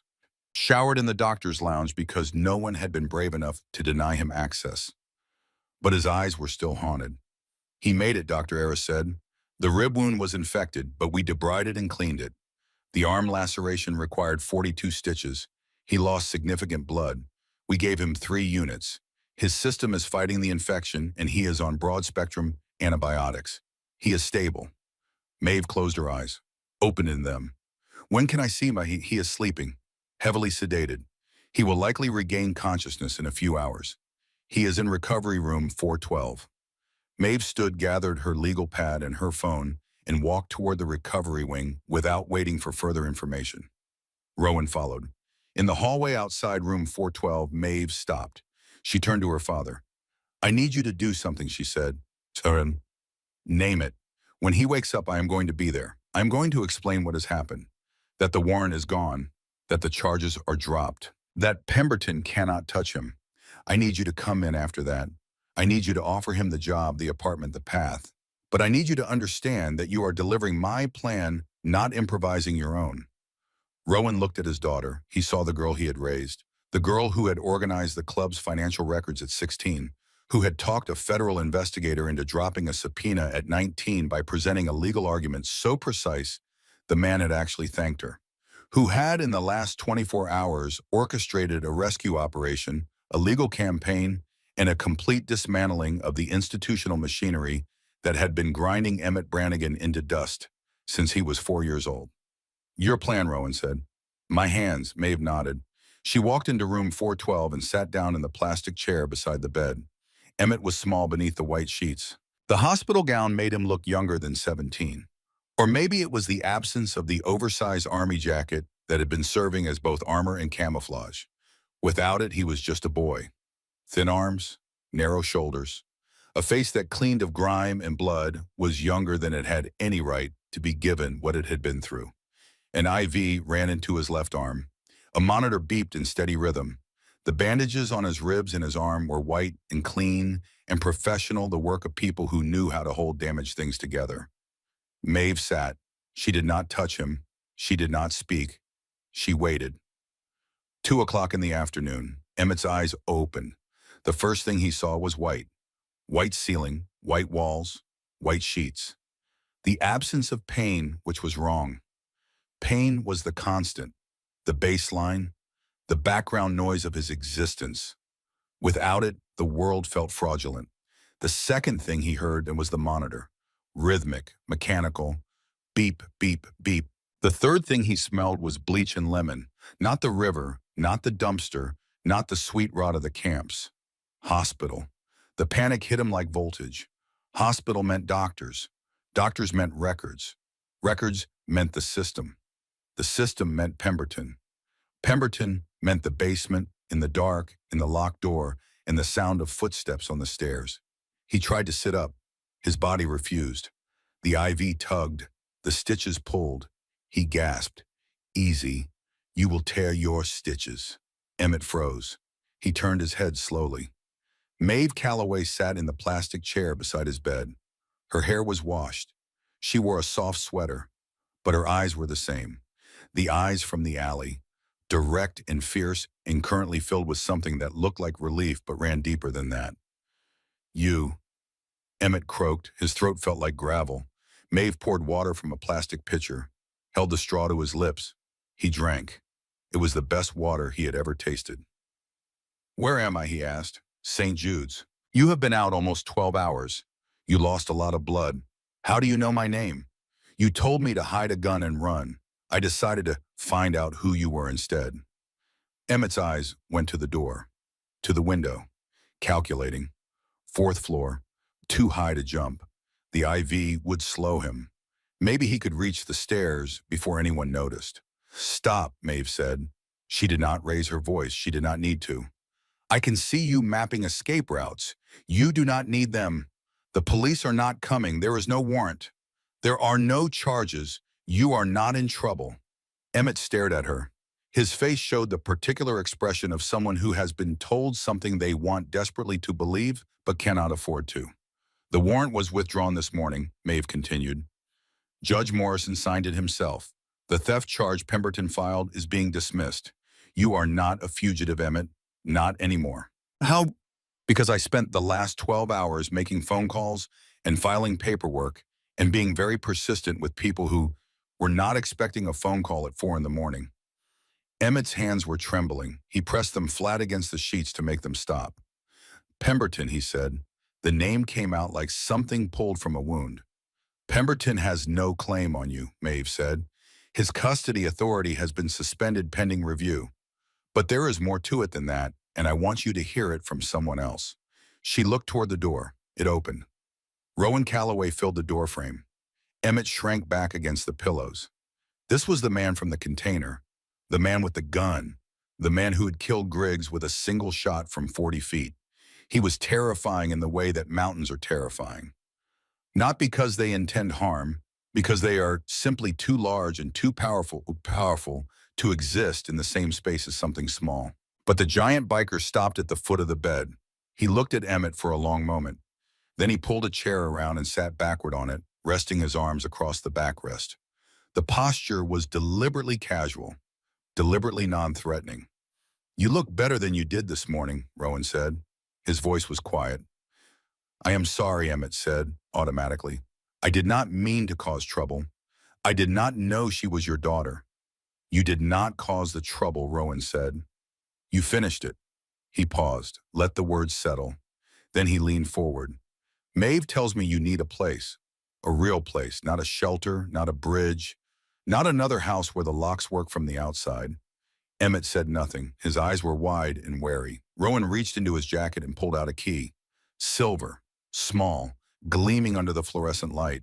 He placed it on the bedside table beside the water pitcher. "The Steel Reapers own a legitimate business, Saints Auto and Custom. We restore classic vehicles, build custom motorcycles. Legal work, real work. I need an apprentice, someone to learn the trade from the ground up. There is an apartment above the garage, studio. Small, but it is clean and it is warm, and it has a door that locks from the inside. The apartment is yours, rent-free. In exchange, you work 40 hours a week, you finish your GED, and you stay off the streets." Emmet stared at the key like it might detonate. Maeve spoke from her chair. "I will tutor you for the GED. I am finishing my degree at Portland State. I have the time and the patience, and you have the brains. I have seen what you can do under pressure. Academic pressure is nothing compared to what you have already survived." Emmett's eyes moved between them. The man, the woman, the key. "Pemberton," he said again. His voice was barely a whisper. He said I was worthless, a waste of space. He said nobody would ever want me. Rowan's face changed. The granite shifted. Something dark and dangerous moved behind his eyes. "Pemberton is a coward who locks children in basements because he cannot face himself in a mirror," Rowan said. "And if he ever comes within 10 miles of you, he will answer to me. You are not worthless, Emmet. You have something I cannot teach. I can teach anyone to fix an engine. I cannot teach a man to stand his ground when death is looking him in the face." He stood, extended his hand, scarred, calloused. The hand of a man who had built and broken things for 30 years. "This is not charity," Rowan said. "This is an investment. Do we have a deal?" Emmet looked at the hand, looked at Maeve, who was watching him with an intensity that held no pity, only conviction. Looked at the key. He reached out. His hand disappeared into Rowan's grip. "Deal," Emmet whispered. Rowan pulled a long, wrapped object from behind the chair, handed it to Emmet. Emmet unwrapped it. A staff, solid hickory, polished to a deep shine. One end capped in silver engraved with wolves running in a circle. The other end reinforced with a steel ferrule that gleamed under the hospital lights. A knight needs a proper sword, Rowan said. Emmet ran his fingers over the engravings. The wolves were detailed, each one distinct, running together a pack. His throat closed. Words would not come. His fingers traced the smooth wood, the craftsmanship, the weight of something made with care for someone specific. The door burst open. A woman in a hospital security uniform stood there, breathing hard, her face flushed with the particular distress of someone delivering news they wish they did not have. "Mr. Calloway," she said, "there is a man in the lobby. He says his name is Pemberton. He says he is here to collect his ward. He says the boy belongs to him." The room changed. Emmet went rigid, every muscle in his body locked. The monitor beside the bed began to beat faster, the rhythm accelerating as his heart rate spiked. His breathing went shallow and rapid, the precise physiological response of a system that had been conditioned by years of trauma to prepare for impact at the sound of a single name. His hands shot out and closed around the silver-capped staff with a grip that turned his knuckles white. Maeve saw the terror in his eyes, saw the boy she had spent 24 hours fighting for transform in an instant, from someone touching hope for the first time into someone preparing to run, to fight, to do whatever the mathematics of survival demanded. She stood up. "Stay with him," she said to Rowan. Her voice was calm and clear. "Lock the door. Do not open it for anyone except medical staff."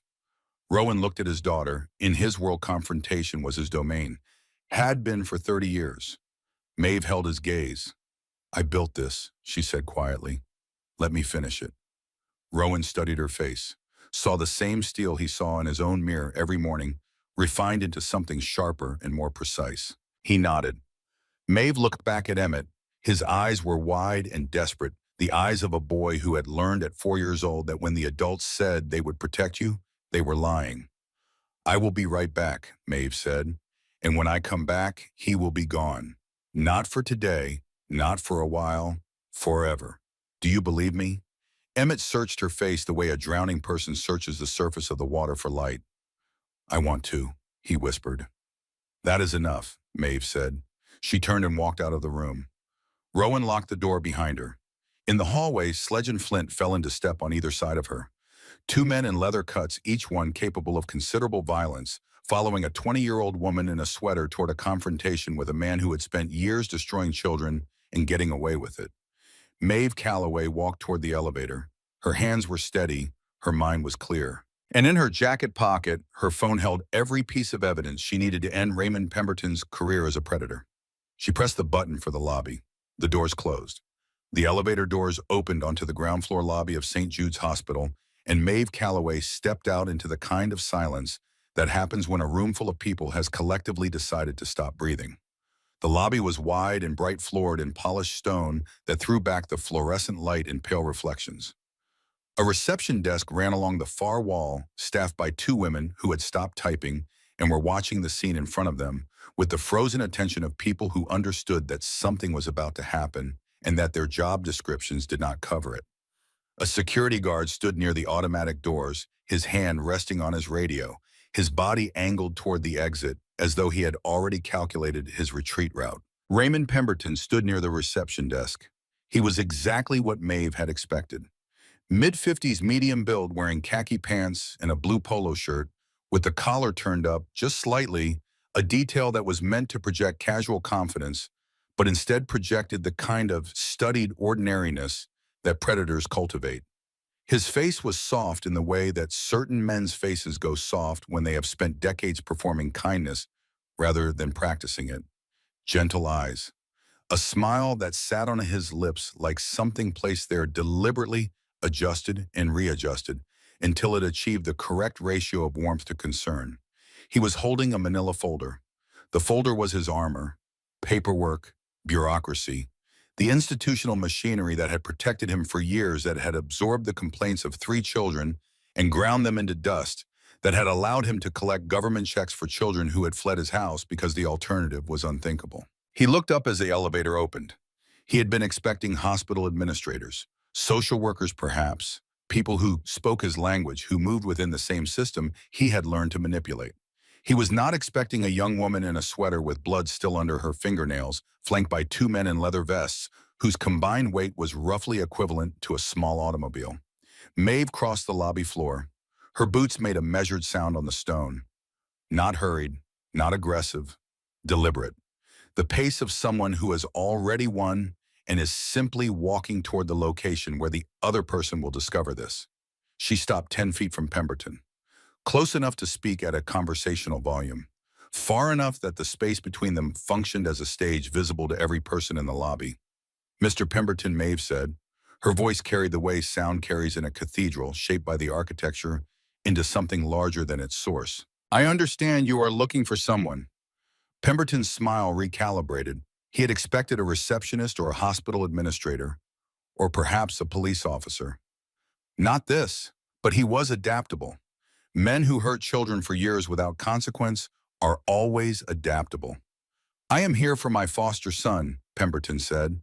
His voice was warm, practiced the voice of a man who had spent years convincing social workers and judges and neighbors that he was exactly what he appeared to be. "Emmet Brannigan. I was informed he was brought to this hospital. I have legal custody." He held up the manila folder, opened it, showed her the top page. A custody document bearing the state seal and his name in the Guardian field. "All the paperwork is in order," Pemberton said. Maeve did not look at the paperwork. She looked at Pemberton's eyes. She had learned to read eyes from her father, who had taught her that a man's mouth could say anything, but his eyes operated on a different circuit, one connected to the parts of the brain that the conscious mind could not fully control. Pemberton's eyes were doing something his smile was not. They were scanning, evaluating, calculating the threat level of the two men standing behind her, the distance to the exit, the number of witnesses, the likelihood that this encounter was going to deviate from the script he had written in his head on the drive over. "Funny thing about paperwork," Maeve said. She reached into her jacket pocket and pulled out her phone. She held it up so that the screen faced Pemberton. On the screen was a document, a scanned copy of a court order bearing a judge's signature and that morning's date. "This is a withdrawal of the juvenile delinquency warrant issued against Emmet Brannigan 8 months ago. Signed by Judge Theodore Morrison, effective immediately. The theft charge you fabricated has been dismissed." Pemberton's smile did not change, but something behind it shifted. A tectonic movement invisible on the surface, but structural underneath. "I do not know what you think you know," young lady, Pemberton said, "but that boy stole money from my home and ran away in the middle of the night. I have been worried sick about him for 8 months. I reported the theft to protect him, to give the authorities a reason to find him and bring him home safely." "Home," Maeve repeated. She let the word hang in the air between them, let it turn slowly, let everyone in the lobby hear it and weigh it. "The way Jessica Whitmore described your home, it had a locked basement. She was 14 when she told a caseworker that you kept her down there for 2 days without food or water." Pemberton's face changed. The warmth drained from it the way color drains from a screen when the power cuts. For just a moment, less than a second, Maeve saw what was underneath. Cold, rigid, the face of a man who had just realized that the conversation had departed from every scenario he had prepared for. "Those allegations were investigated and dismissed," Pemberton said. His voice was still warm, still steady, but the warmth had developed a brittle quality, like ice forming on the surface of water. "Dismissed due to insufficient evidence," Maeve said. "Not dismissed due to findings of innocence. There is a significant legal difference. Tyler Brooks, age 16, reported that you withheld food as punishment. Also dismissed. Insufficient evidence. Sarah Prescott, age 15. Her complaint was sealed, but the pattern is the same. Dismissed." She took a step closer. Sledge and Flint remained where they were. This was her ground. 3 children, Maeve said. 3 separate complaints. 3 dismissals. "You know what investigators call that pattern, Mr. Pemberton. They call it a system being worked by someone who understands it. Someone who knows exactly how far to push. Exactly how to make a child's testimony sound unreliable. Exactly how to present himself to caseworkers as the concerned, frustrated parent dealing with troubled youth. You are very good at it. You have had a lot of practice." Pemberton's jaw tightened. His hand, the one holding the manila folder, had developed a tremor. "This is slander," Pemberton said. "I could have my attorney file a defamation suit by tomorrow morning." "You could," Maeve said, "but you will not, because if you did, the discovery process would require you to open your financial records, and I do not think you want that." She swiped to a new document on her phone. "You currently receive monthly foster care stipends from the state of Oregon for 3 children registered at your address. Emmet Brannigan, a boy named Devin Sharp, age 15, and a girl named Lila Greer, age 14. Emmet has been living on the streets for 8 months. Devin ran away 6 months ago. Lila left 4 months ago, but you never reported either of them missing. You kept cashing the checks, 3 checks, every month. For children who were not living in your house, were not eating your food, were not sleeping under your roof." She lowered the phone. "That is federal fraud, Mr. Pemberton. Not state, federal, because the foster care stipend program is partially funded by Title 40 of the Social Security Act, which makes falsifying placement reports a federal offense. I have the disbursement records. I have the dates. I have confirmation from 2 separate sources that Devin Sharp and Lila Greer have not been at your address for months. Everything is compiled and ready to be delivered." The lobby was silent. The receptionist had stopped pretending to work. The security guard was watching with his mouth slightly open. A nurse who had been crossing the lobby with a clipboard had stopped walking and was standing in the middle of the floor, making no effort to disguise her attention. Pemberton looked at Maeve, looked at Sledge and Flint standing behind her like columns of a building she had constructed, looked at the phone in her hand that contained the architecture of his destruction. "What do you want?" Pemberton said. The warmth was gone from his voice now. What remained was flat and gray, the voice of a man performing a calculation he had performed many times before, the calculation of self-preservation. "I want you to walk out of this hospital," Maeve said. "I want you to go home. I want you to pack whatever you value, and I want you to leave Portland tonight. Not next week, not tomorrow. Tonight. You cannot force me to leave the city," Pemberton said. But his voice wavered on the word force, cracking at the seam where conviction meets uncertainty. "No," Maeve agreed, "I cannot. But I can deliver this evidence package to the FBI field office on Southwest 3rd Avenue. I can also deliver it to the Oregonian's investigative reporting desk. I can additionally deliver it to every foster care advocacy organization in the state, along with the full complaints from Jessica Whitmore, Tyler Brooks, and Sarah Prescott, which I have obtained through channels you do not need to know about. By the time the news cycle is done with you, your name will be the first result on every search engine in the country. And then the federal investigation begins. And federal investigations into fraud involving the welfare of children do not end with dismissals due to insufficient evidence, Mr. Pemberton. They end with convictions." She paused. 60 seconds, Maeve said. "Walk away and disappear. Or stay and discover what it feels like when the system stops protecting you and starts prosecuting you." Behind her, Sledge cracked his knuckles. The sound was sharp and deliberate, a period placed at the end of Maeve's statement. Pemberton stood very still. His eyes moved from Maeve to the 2 bikers, to the phone, to the exit doors. The manila folder in his hand, the folder that contained the paperwork he had come armed with the institutional shield that had deflected every threat for years, hung at his side like something that had lost its weight. 20 seconds passed. Pemberton closed the folder. He straightened his polo shirt. He attempted to reassemble the smile, the mask, the performance that had carried him through 6 years of foster care placements and 3 complaints in a system designed to believe him. The smile would not hold. It kept slipping, like a picture hung on a nail that was pulling free from the wall. "This is not over," Pemberton said. "Yes," Maeve said. "It is." Pemberton turned and walked toward the exit. His steps were quick and uneven, the gait of a man whose body was trying to maintain dignity while his nervous system screamed at him to run. The automatic doors parted. He passed through them. The doors closed behind him. Maeve watched until he was gone, until the parking lot swallowed him, until the sound of his car starting and pulling away faded into the ambient noise of the hospital. Then she pulled out her phone and made a call. Spark, the evidence package on Pemberton. The fraud documentation, the stipend, records, everything.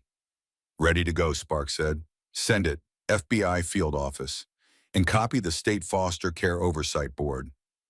A pause. He left. He is gone. You still want to send it? He left Portland, Maeve said. He did not leave the world. There are other cities, other foster systems, other children. Send it, all of it. He does not get to do this to anyone else. She hung up, turned to Sledge. Make sure he actually leaves, Maeve said. If he is still in the city limits, at sunrise, call my father. My father, so will know what to do with that information. Sledge smiled. It was the kind of smile that had nothing to do with happiness. Consider it handled. Maeve walked back to the elevator. She pressed the button for the 4th floor. The doors closed and she leaned against the wall and allowed herself for exactly 5 seconds to feel the tremor that she had been suppressing since she stepped out of the elevator downstairs. Her hands shook. Her jaw ached from clenching. Her heart was beating at a rate that would have concerned the nurses on the cardiac ward. 5 seconds. Then she straightened, breathed, let the tremor pass through her body and out through the soles of her boots into the elevator floor. The doors opened on 4. She walked to room 412 and knocked. Rowan opened the door. He searched her face. Gone, Maeve said, and the FBI gets the file in the morning regardless. Rowan studied his daughter. Then he stepped aside to let her in. Emmet was sitting up in bed.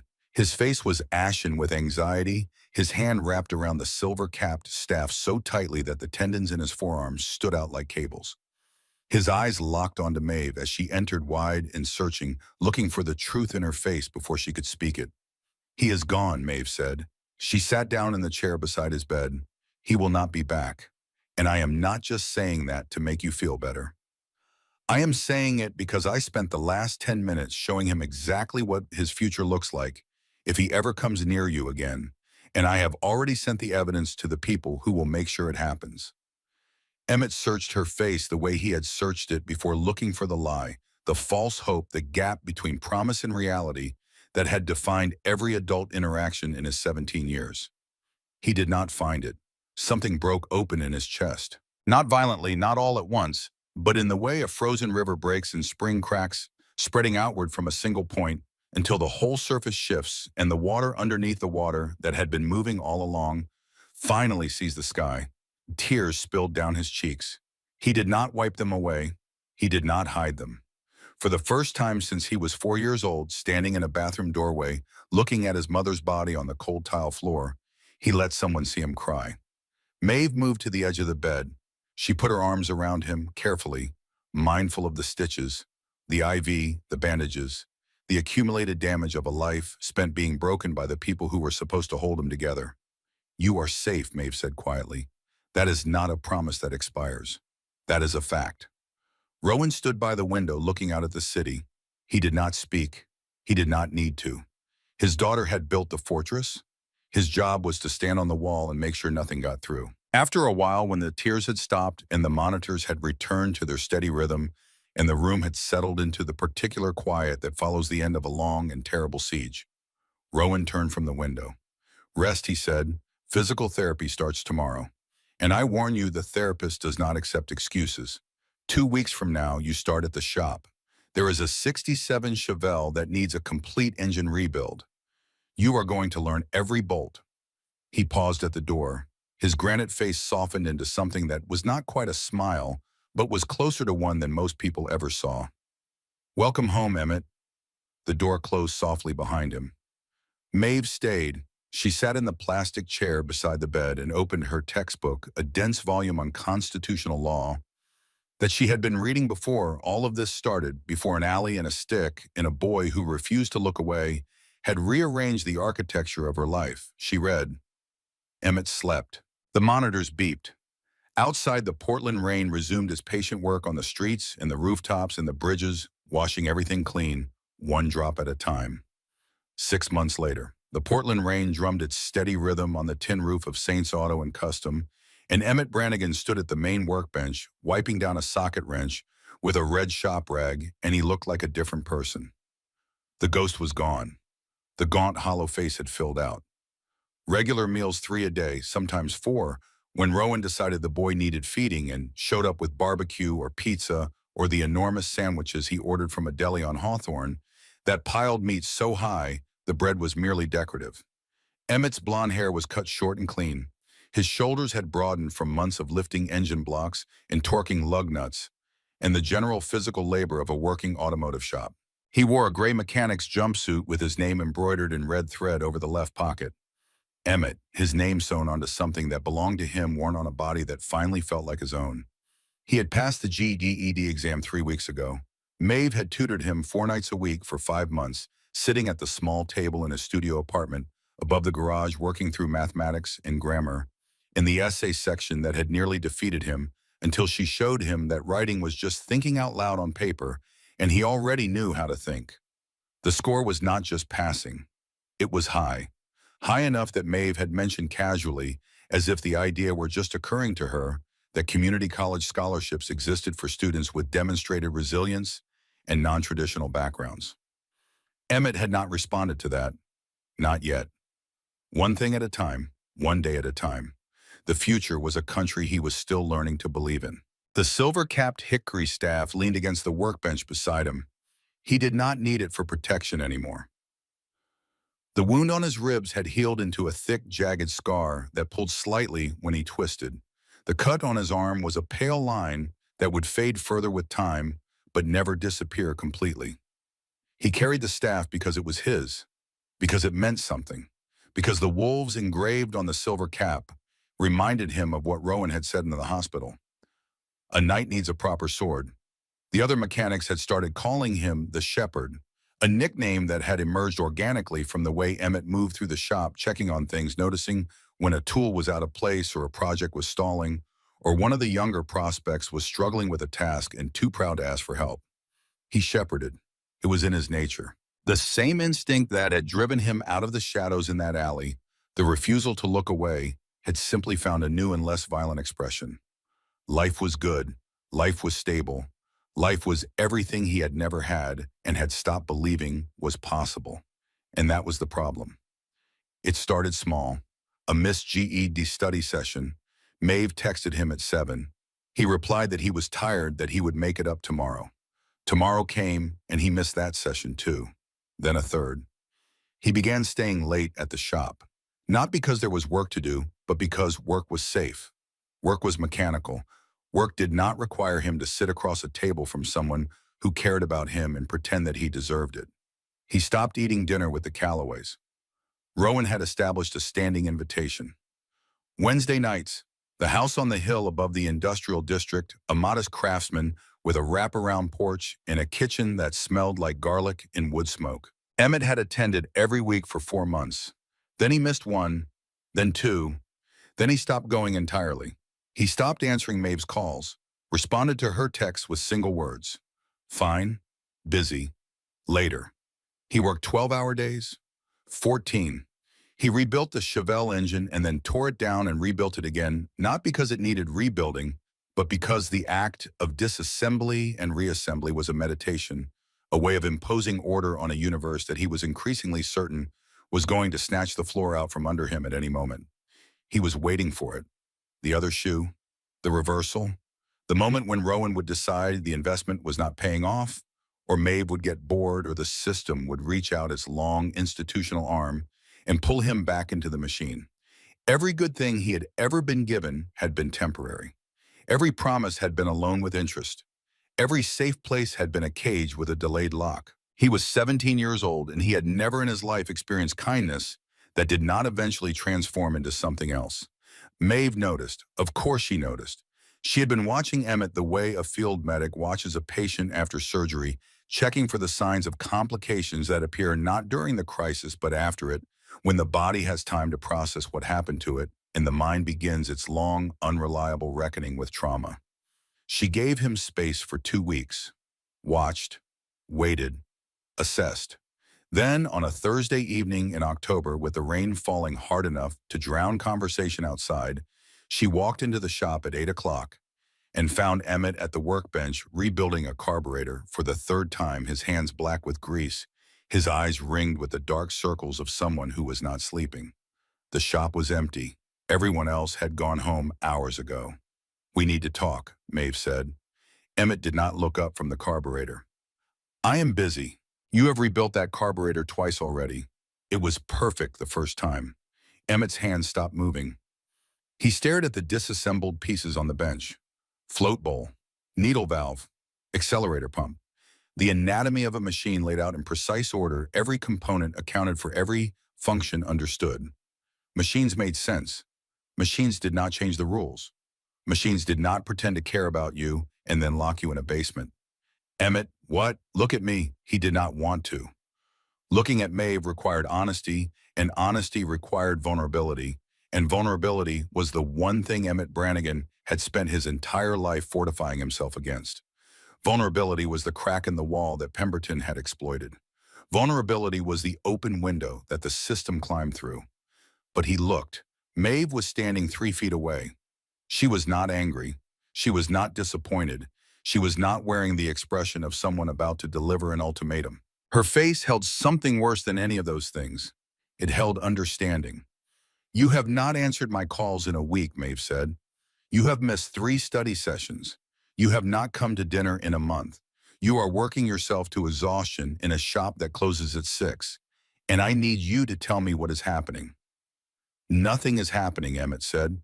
The words came out flat and practiced the tone of a boy who had spent years telling caseworkers and counselors and judges that everything was fine because fine was the word that made people stop asking questions. Maeve did not stop. "You are pulling away," she said. "You are building distance between yourself and every person who has tried to get close to you in the last 6 months. And I need you to understand something, Emmet. I see what you are doing, and I know why." "You do not know anything about me," Emmet said. The words came out harder than he intended, edged with something that was not quite anger, but lived in the same neighborhood. "I know that every home you have ever been placed in has hurt you," Maeve said. "I know that every adult who said they would take care of you eventually proved that promise was conditional. I know that you are 17 years old and you have never once experienced permanence. So now you have something good and your brain is telling you that good is temporary, that the longer you stay, the worse it will hurt when it ends, and the safest thing to do is leave before you are left." Emmett's jaw tightened, his hands clenched around the edge of the workbench. Maeve took a step closer. "You are not pulling away because you do not care about us," she said. "You are pulling away because you do care. And caring terrifies you because caring is what made Pemberton's betrayal possible. You cannot be hurt by people who do not matter to you. So you are trying to make us not matter. You are trying to push yourself out the door before we push you, because at least that way you control the exit." "Stop," Emmet said. His voice cracked. "No," Maeve said. "I will not stop. Because what you are doing right now is not survival. It is not self-protection. It is surrender. You are letting Pemberton win. Right now, 6 months after you escaped him with a job and a home and people who care about you, you are giving him exactly what he wanted. He wanted you to believe you were worthless. He wanted you to believe that nobody would ever want you. And right now, standing in this shop at 8 o'clock at night, rebuilding a carburetor that does not need rebuilding, you are proving him right." The words hit Emmet like a physical impact. He felt them land in his chest and detonate there, blowing open doors he had sealed shut years ago. "You do not understand," Emmet said. His voice was barely audible. "Every place I have been, every person who said this is your home, they all said it the same way, the same words. And then one day the caseworker shows up with a garbage bag for your clothes, and you are in a new car going to a new house with new people who say the same words. This is your home. And you learn that those words do not mean what they are supposed to mean. They mean we will keep you until we decide not to." His hands were shaking. The carburetor parts rattled against the bench. "I am not stupid," Emmet continued. "I know what you and Rowan have done for me. I know it is real. I know it is more than anyone has ever given me. And that is why it terrifies me. Because the more real it is, the more it will destroy me when it ends. And it always ends." Maeve stood very still.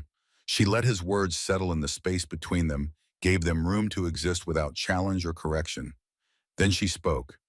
"I am not going to tell you it will never end," Maeve said. "I am not going to make a promise about forever, because forever is a word that people use when they want you to stop asking questions. I am going to tell you what is true right now, tonight in this shop. You matter to me. You matter to my father. You mattered to the men in this club who watched you fight 3 armed men with a stick and decided that anyone with that much courage deserves a place at the table. She paused. And I am going to tell you something else, something harder. Staying is a choice you have to make every day, not once, every single day. It is harder than fighting. It is harder than running. It is harder than anything you did in that alley or on top of those containers. Because fighting is one moment of courage. Staying is courage repeated. She met his eyes. You stepped out of the shadows to save my life. I am asking you to do something harder. Stay in the light, and you do not have to do it alone. Emmet stared at her. The shop was quiet. The rain drummed on the tin roof above them. The fluorescent lights buzzed their constant, indifferent hum. The carburetor parts lay scattered on the bench between them, each one a small, precision machine component designed to work only in concert with every other piece. Separate, they were inert. Together, they created combustion, motion, power. Emmet looked at the parts, looked at Maeve. I do not know how to stay, he said. His voice was small. The voice of a boy, not a survivor, not a fighter, just a boy. Neither did I, Maeve said. When my mother left, I was 9. I spent 3 years waiting for her to come back. 3 years of checking the mailbox and watching the driveway and sleeping with my shoes on so I would be ready when she walked through the door. She never did. And my father, this terrifying man in a leather vest, who other people crossed the street to avoid, sat on my bed every single night and said the same thing. I am here. That is not a prediction. It is a fact. I am here tonight. Tomorrow night I will be here again, and we will keep going. She touched the carburetor float bowl on the bench, turning it gently with her finger. I am here, Emmet, Maeve said. That is not a prediction. It is a fact. The shop was silent except for the rain. Emmet picked up the float bowl, picked up the needle valve, began reassembling the carburetor with slow, careful hands. Maeve watched but did not help. This was his process, his way of putting things in order. She understood that about him, that the work of his hands was the language his mind used to process what his mouth could not say. When the carburetor was assembled whole and functional, he set it on the bench and looked at her. I missed 3 study sessions, Emmet said quietly. 4, Maeve corrected. The smallest flicker of something crossed his face. Not quite a smile. The ghost of one. The memory of what a smile felt like surfacing for the first time in weeks. Can we start again tomorrow? He asked. 6:30, Maeve said. Bring pizza. You owe me 4 sessions worth. Emmet nodded. He picked up his staff from where it leaned against the workbench, held it for a moment, feeling the weight that balanced the wolves under his thumb. Then he headed for the stairs that led to his apartment, and Maeve walked with him as far as the shop door, and they said goodnight without ceremony, because ceremony was not what they needed. What they needed was ordinary. The ordinary rhythm of people who would see each other again tomorrow, and the day after that, and the day after that, not because of a dramatic rescue or a life debt, or any of the extraordinary things that had brought them into each other's orbit, but because that was what family did. They showed up. They kept going. Maeve drove home through the rain. Her headlights cut through the dark streets, and the wipers beat a steady rhythm, and she kept both hands on the wheel, and she did not cry until she pulled into her father's driveway and parked and turned off the engine and sat in the dark car for 3 minutes, with her forehead against the steering wheel and her shoulders shaking. She cried because it had worked. She cried because it might not have. She cried because she was 20 years old, and she had spent the last 6 months pouring herself into the reconstruction of a human being who had been systematically demolished since the age of 4. And the weight of that, the sheer gravitational mass of caring that much about someone that broken, was something she had not allowed herself to feel until this moment. 3 minutes. Then she wiped her face, got out of the car, and went inside to tell her father that the boy was going to be okay. The weeks that followed were quiet, and the quiet was not empty. It was full. Emmet came to the study sessions. He came to Wednesday dinners. He sat at the table in the Callaway kitchen with Rowan and Maeve and Sledge, who had become a regular Wednesday fixture because the man would drive 40 miles through a blizzard for Rowan's garlic bread, and he ate, and he listened, and occasionally he spoke. He did not transform overnight. There were still mornings when he woke at 4 a.m. in a cold sweat, his hand reaching for the hickory stick before his conscious mind had assembled the room around him. There were still moments when a door closing too hard or a voice raised too sharp would send a jolt through his nervous system that took minutes to subside. The scars on his body healed. The scars inside operated on a different timeline, but he stayed. Every day he made the choice to stay. And every day the choice got a fraction easier the way a path through dense forest gets clearer with each passage. Not because the forest changes, but because the walker learns where to step. He rebuilt the Chevelle, not 3 times, once, properly. Rowan inspected the engine, turned the key, listened to the 8 cylinders fire in perfect sequence, and nodded. Not bad, Rowan said, which was the highest praise in his vocabulary, and which Emmet understood from 6 months of study was equivalent to a standing ovation from anyone else. He passed his driving test on the first attempt. Maeve rode with him to the DM5 and waited in the plastic chairs, and when he came out holding the temporary license with the photo that showed a young man who looked nothing like the mugshot from 2 years ago, she hugged him and said, "Now we get you a bike." Rowan was already working on one. A vintage Yamaha he had been restoring in the back bay of the shop, telling Emmet it was a customer project, which was a lie that everyone in the shop knew about and no one contradicted, because the look on the boy's face when he eventually discovered the truth would be worth every hour of secret labor. On a Tuesday evening in late November, exactly 7 months after a boy with a stick had stepped out of the shadows in an alley in the textile district, Emmet Brannigan finished his shift at Saints Auto and custom cleaned his tools, hung his jumpsuit in his locker, and climbed the stairs to his apartment. The apartment was small, a studio with a kitchenette, a bathroom with a shower that produced hot water on demand, and a bed with a mattress and sheets and a pillow that did not smell like mildew or someone else's misery. There was a desk against one wall where his GED study materials still sat in a neat stack beside a laptop that Maeve had given him as a graduation present. There was a shelf with a few books, novels mostly that he had started reading on Maeve's recommendation, and found that he loved with a ferocity that surprised him. There was a small frame photograph that Sledge had taken of the 3 of them, Emmet, Maeve, and Rowan, standing in front of the shop on the day Emmet's name was embroidered on his first jumpsuit. In the photograph, Rowan's face wore its customary granite expression. Maeve was smiling, and Emmet looked startled, as though the camera had caught him in the act of discovering something unexpected about himself. He walked to the window and looked out.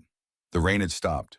For the first time in what felt like weeks, the clouds had pulled apart and the city was visible beneath them, spread out in a carpet of electric light that reflected off every wet surface and turned the streets into rivers of amber and white. The bridges over the Willamette glowed like the spines of sleeping animals. The hills to the west were dark shapes against a sky that was for once showing stars. His hickory staff leaned against the wall beside the window.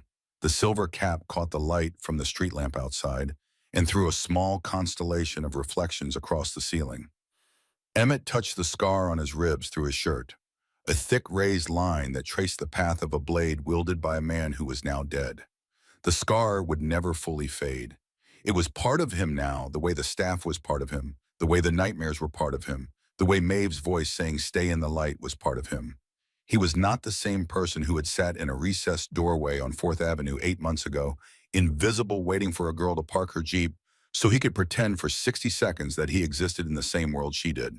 He was not the person who had run from Pemberton's house with nothing but the clothes on his back and a decision that the open air was safer than a locked room. He was not the person who had stood on top of a shipping container with a stick in his hands and the absolute certainty that he was about to die. He was someone else now. Someone still being assembled, still under construction, like the vehicles in the shop below, stripped down to their frames, rebuilt piece by piece, each component checked and tested and placed with intention. He pulled out his phone.